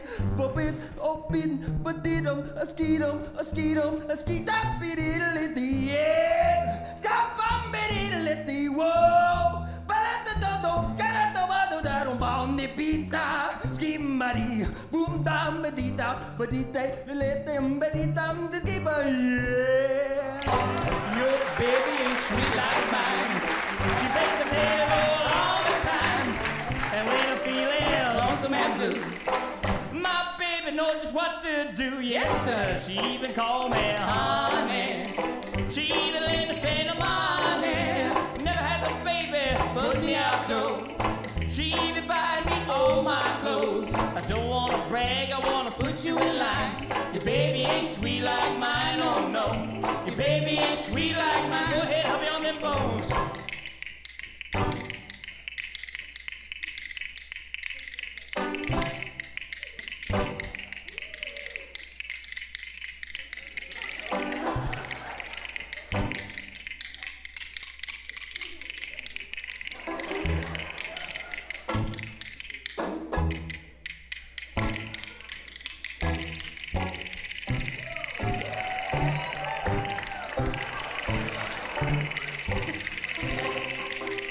Your baby ain't sweet like mine. Take her table all the time. And when I'm feeling lonesome and blue, yeah, my baby knows just what to do. Yes, sir. She even called me honey. She even let me spend the money. Never had a baby put me out though. She even buy me every beat of my clothes. I don't want to brag, I want to put you in line. Your baby ain't sweet like mine, oh no. Your baby ain't sweet like mine, oh yes. Your baby ain't sweet like mine.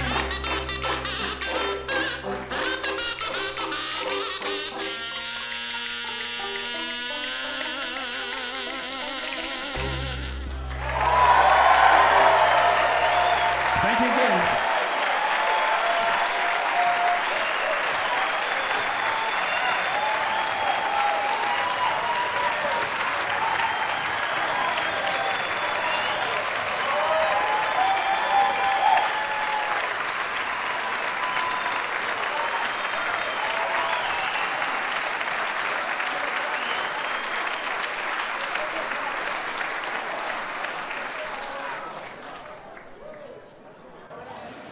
Ladies and gentlemen, the senator representing Mississippi.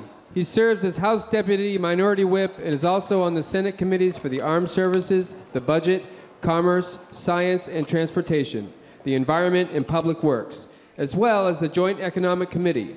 Please welcome the Honorable Roger Wicker. Thank you. Isn't this fun? And thank you, ASCAP, for allowing me to introduce an old friend of long standing. Jim Weatherly grew up in the small Mississippi town of Pontotoc. Pontotoc, Mississippi is the birthplace of Senator Thad Cochran. Pontotoc, Mississippi is the birthplace of yours truly. Jim Weatherly was an all-American boy. He sang at the First Baptist Church. He was all Little Ten Conference quarterback for the champion Pontotoc High School Warriors.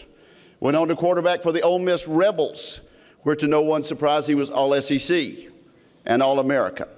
Upon graduation, Jim Weatherly was drafted by the Patriots, but decided instead to follow his heart into the music business, first in LA and later in Nashville, and I'm glad he did. Did I mention that I grew up in Pontotoc, Mississippi? That I went to school with Jim's two beautiful sisters, that I played touch football with him in his grandmother's backyard, and that I've been a big fan of his for 50 years. Jim Weatherly has worked hard to get where he is, and here's where he's gotten. Top of the charts in pop music, R&B, country, gospel, and jazz. His songs have been recorded by the likes of Vince Gill, Glenn Campbell, Dan Seals, Neil Diamond, Marie Osmond, Bill Anderson, Charlie Pride, Eddie Arnold, Dean Martin, Johnny Mathis, Kenny Rogers, Reba McEntire, Kenny Chesney, Hall & Oates, The Temptations, The Spinners, The Oak Ridge Boys, Tanya Tucker, Andy Williams, Peggy Lee, and by Jim Weatherly himself. In short, Jim Weatherly is a real credit to Pontotoc, Mississippi. Did I mention that Thad Cochran was also born in Pontotoc? Did I mention that Thad and Jim were in college together? Jimmy, it's past Thad's bedtime. He told me to tell you he's a big fan. and he sends you his regards. But, perhaps an even bigger fan of Jim Weatherly is a lady named Gladys Knight. When she belts out her Grammy award-winning mega hits like Neither One of Us Wants to Be the First to Say Goodbye or The Best Thing That Ever Happened to Me, she's singing the words and the tunes of our next guest. In 1999, the National Endowment for the Arts and the Recording Industry Association of America selected 365 songs of the century. Number 1 was Over the Rainbow. Number 2, White Christmas. Go down a bit to number 28, and it was the Beatles, I Want to Hold Your Hand. Number 30 was John Lennon's Imagine. That was 29. I skipped to 30. Wedged in between, the Beatles and John Lennon as the 29th most important song in the 20th century was Gladys Knight and the Pips' classic Midnight Train to Georgia, written by our next performer. Have I made it clear how excited I am to present to you my longtime friend and Pontotoc, Mississippi's own Jim Weatherly.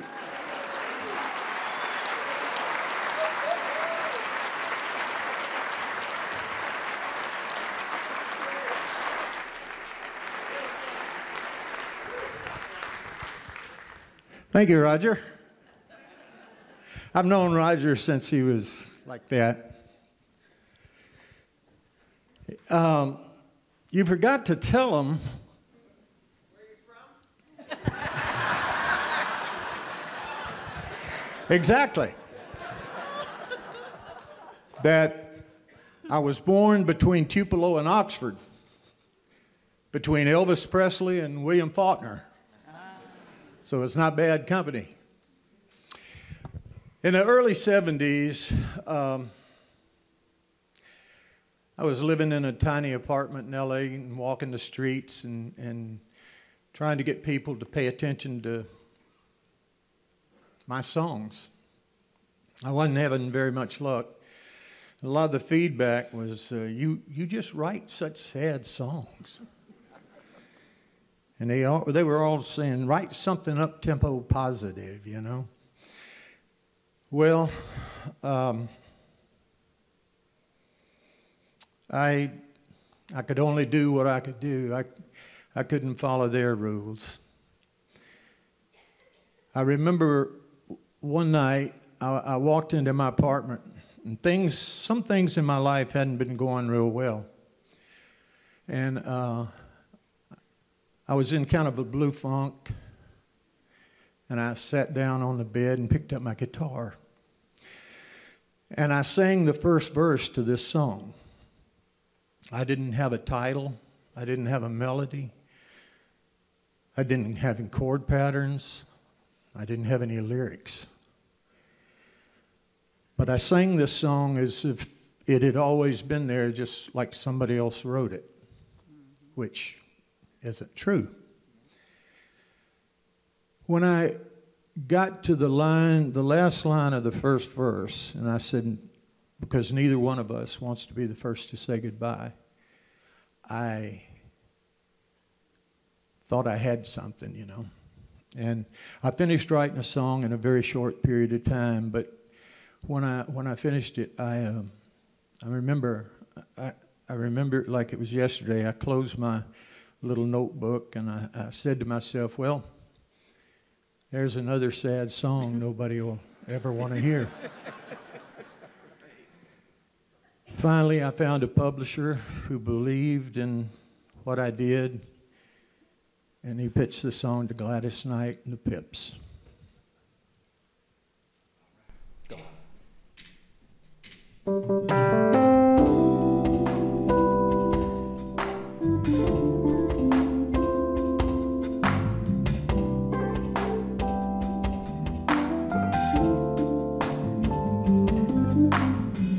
It's sad to think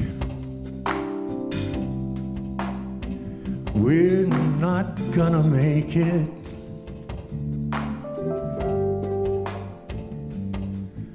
And it's gotten to the point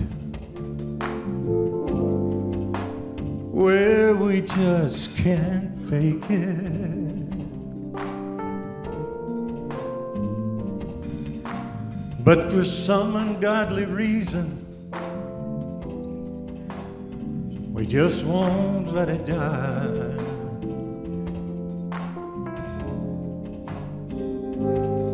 I guess neither one of us wants to be the first to say goodbye.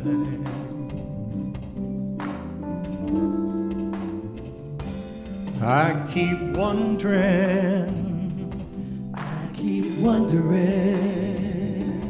what I'll do without you.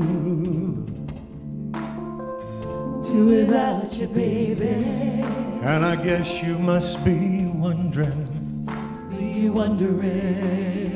the same thing too.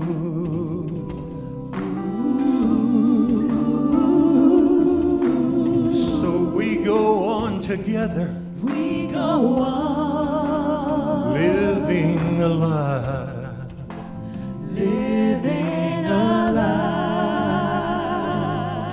Because neither one of us wants to be the first to say goodbye.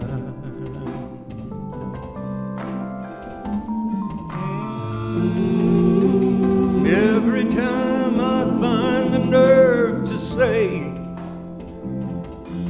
I'm leaving,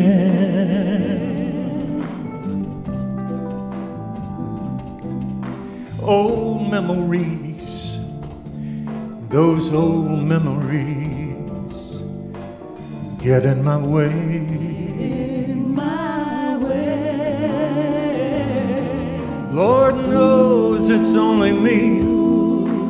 Yes, He knows it's only me I'm deceiving. But when it comes to saying goodbye,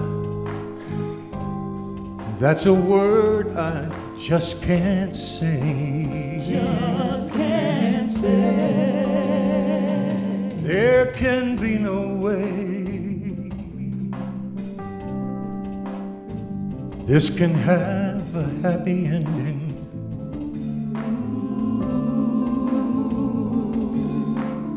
So we just go on hurting and pretending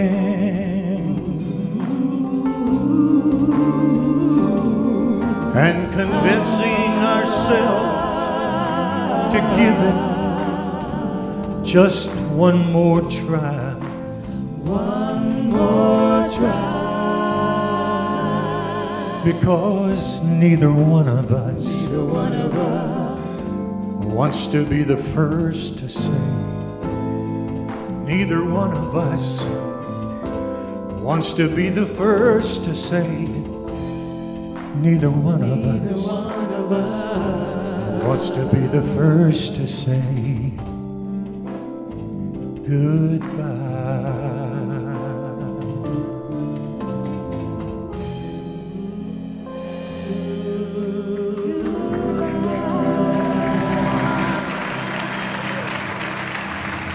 Thank you.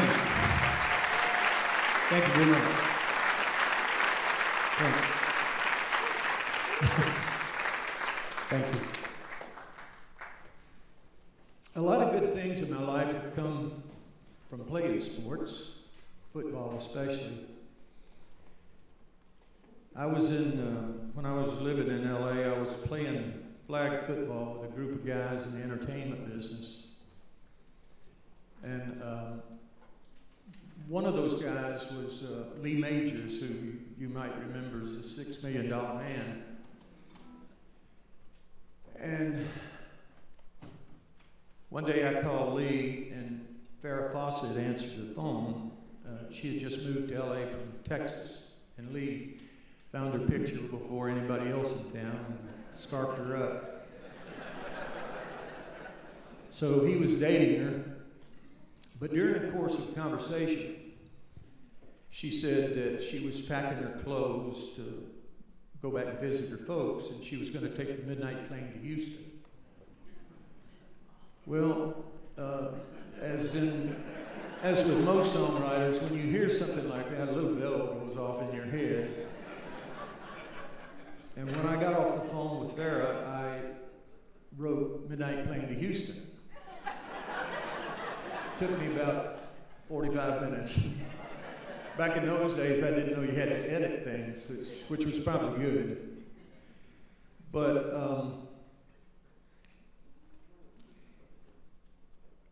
I got off the phone with her. I wrote Midnight Plane to Houston, and I recorded it like that on my first album, which is kind of like a collector's item, if you can find one.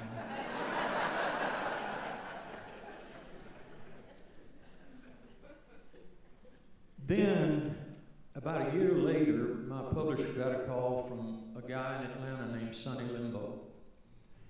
And Sonny was going to do an album on Cissy Houston, who was Whitney's mother. And he said, I really love the song, you know, I'd really like to do it on Cissy. And my publisher said, great, great. He said, well, you know, since it's going to be an R&B record, I kind of would like an R&B sounded title.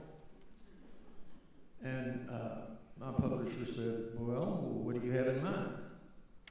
And he said, well, what about Midnight Train to Georgia? And my publisher just said, well, you can change anything but the writer and the publisher.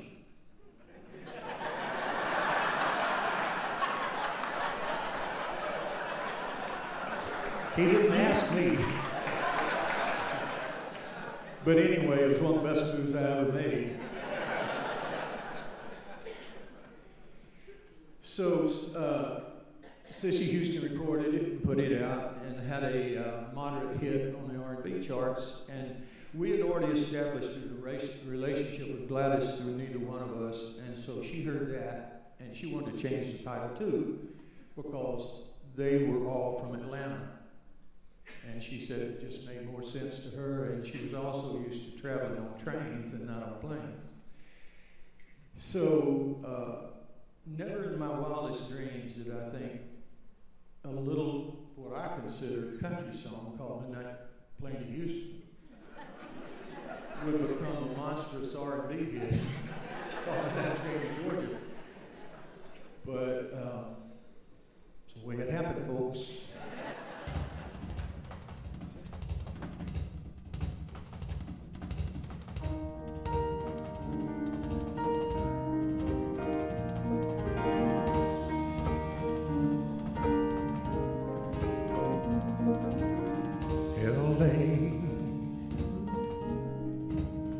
Proved too much for the girl, so she's leaving the life she's come to know. She's going back to find what's left of her world. The world she left behind not so long ago. She's leaving ooh, on a midnight train to Georgia. On the midnight train to Georgia. Going back to a simpler place and time. To a simpler place and time. I'll be with her on a midnight train to Georgia. On the midnight train to Georgia. I'd rather live in her world than live without her in mine. She kept dreaming, someday she'd be a star. A superstar, but she didn't get far. But she found out the hard way. Dreams don't always come true. So she's pawned all her hopes, and she sold her car. bought a one-way ticket back to the life she once knew. To the life she once knew. She's leaving. She's leaving. On a midnight train to Georgia. On the midnight train to Georgia. Going back to a simpler place and time. To a simpler place and time. I'll be with her. On a midnight train to Georgia. On the midnight train to Georgia. I'd rather live in her world than live without her in mine. Ooh, she's leaving. She's leaving. Ooh, on the midnight train to Georgia. On the midnight train to Georgia. She's going back. Going back. To a simpler place and time. To a simpler place and time. I'll be with her. With her. On a midnight train to Georgia. On the midnight train to Georgia. I'd rather live in her world than live without her in mine. Oh, she's leaving. She's leaving. On a midnight train to Georgia. She's leaving. Yes, she's leaving. Thank you. Thank you very much. Thanks.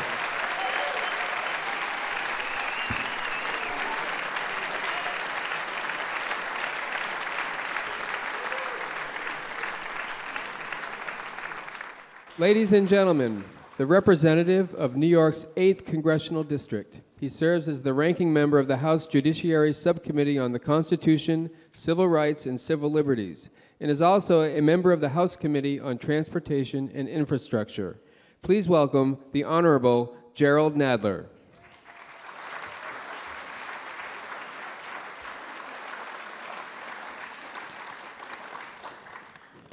Well, thank you very much, and good evening. I'm very pleased to be with you again this year to honor and preserve the work of our great American songwriters. I represent New York City, including Broadway and the Theater District, which is proud to be home to so many wonderful and gifted artists, generation after generation of songwriters and artists. Now, our next performer is one of the finest of these. He is a native New Yorker and truly one of the living legends of Broadway, and you all know his work. One of his shows, Annie, is currently filling seats. In fact, it just received a 2013 Tony Award nomination for Best Revival. He's also written the musical scores for Bye Bye Birdie, Golden Boy, Applause, Dance a Little Closer, and It's a Bird, It's a Plane, It's Superman. He has scored classic films such as Bonnie and Clyde, and co-wrote the memorable TV theme song for All in the Family. He's an inductee of both the Theater and Songwriter Hall of Fame. He is a recipient of numerous Tony, Grammy, and Emmy Awards. Tonight, you will be hearing two of his musical theater standards. He will be joined by Liz Calloway on the stage, and please help me welcome the uniquely gifted Broadway legend, Charles Strouse.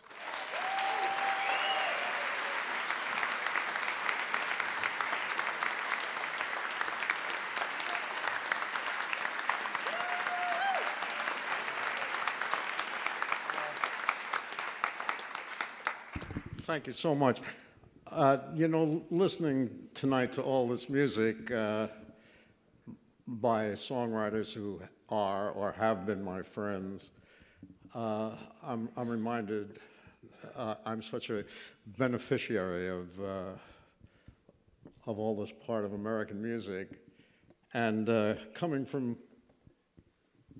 New York, as Congressman Nadler said, I mean, other influences have come my way. I'm a very lucky man. I love our country. I love American music. I was reminded when we were pressing the hors d'oeuvres. That's a word that's used in New York more than it is here. Noshing, would that do? Hors d'oeuvres. I saw a picture, a sculpture of a man I knew quite well because I studied with him for 4 years, and that's Aaron Copland. So I feel as though I'm really home, and I've been a working musician all my life, and to show how it all comes together in a way, my first Broadway show dealt with rock and roll, and introduced a young man by the name of Dick Van Dyke, whom nobody ever had heard of.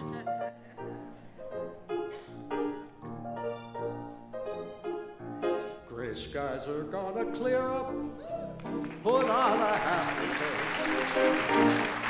Off the clouds and cheer up, put on a happy face. Take off that gloomy mask of tragedy, it's not your style. You look so good that you'll be glad you decided to smile. Pick out a pleasant outlook, stick out that noble chin. Wipe off that full of doubt look, slap on a happy grin, and spread sunshine all over the place. Just put on a happy, put on a happy, I'll say, put on a happy face.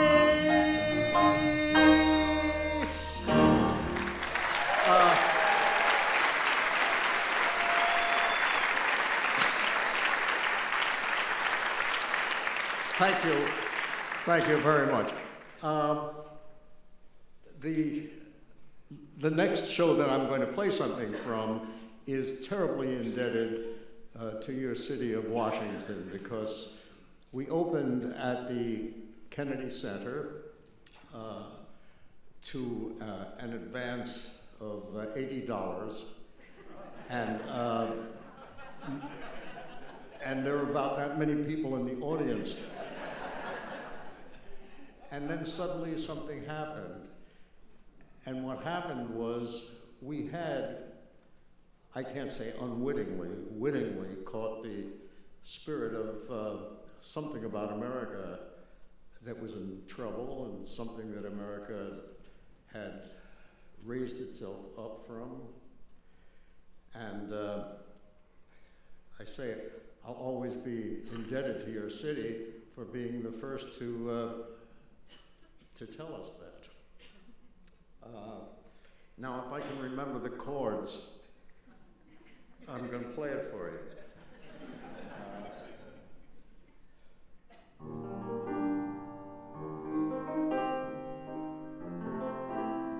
I can't.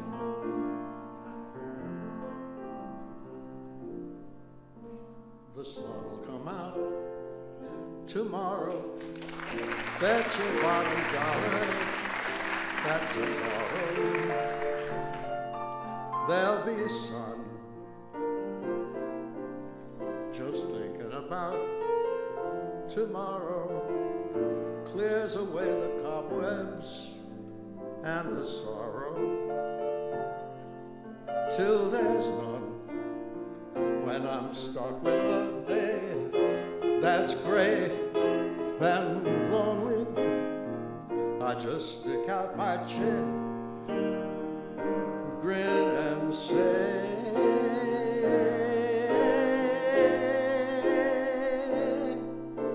the sun will come out tomorrow, so you gotta hang on till tomorrow. Come what may,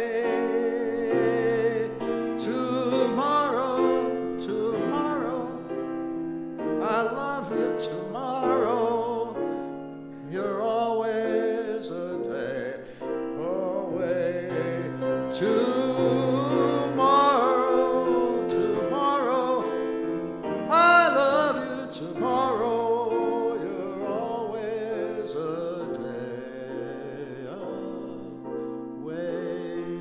Now, tonight, as a special favor to ASCAP and to me, one of the greatest singers I've ever worked with in New York, Miss Liz Calloway.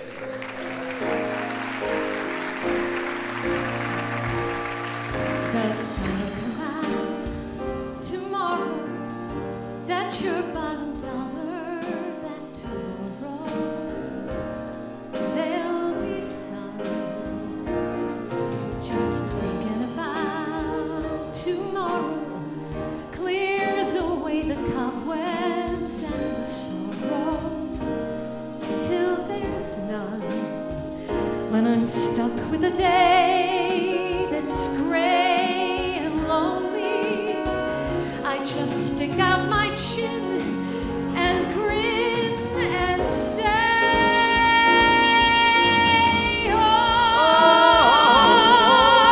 the sun will come out tomorrow, so you gotta hang on till tomorrow. Come what may, tomorrow, tomorrow, I love you tomorrow. You're always a day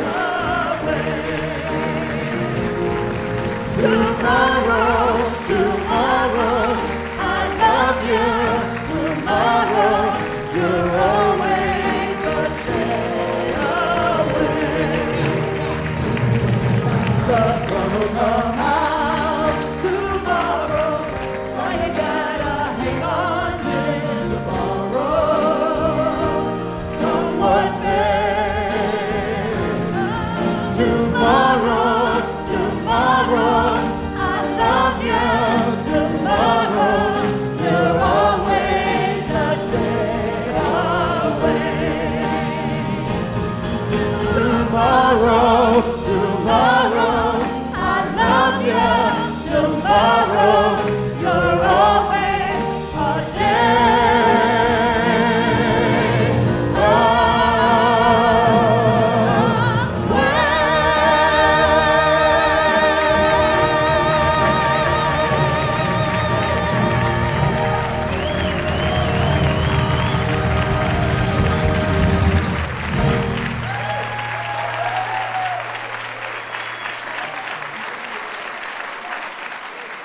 God bless you all for coming. Thank you to everybody. Thank you for coming. Special thanks to all of our songwriters. Thanks to all the members of Congress, presenters. I want to thank our producers, ASCAP's Karen Sherry, and tonight's team, Adrian Ross, Jim Steinblatt, Colleen McDonough, Julie Lepore, Rebecca Kasilig, and our offstage voice, Eric Philbrook. Also, please help me to applaud our phenomenal music director, Mr. Chris Caswell. This evening's amazing band, drummer Omar Hakim, bass player Lee Sklar, the legendary Lee Sklar, keyboard and sax John Lee Sanders, our vocalists Venice Thomas, Jill Delabate, and Dennis Collins. Fantastic. You know what? It's all about a collaboration. You collaborate for songs. We write the songs, you write the laws. God bless you for taking good care of us. Good night, everybody. Thank you from ASCAP and the ASCAP Foundation. This has been a presentation of the Library of Congress. Visit us at loc.gov.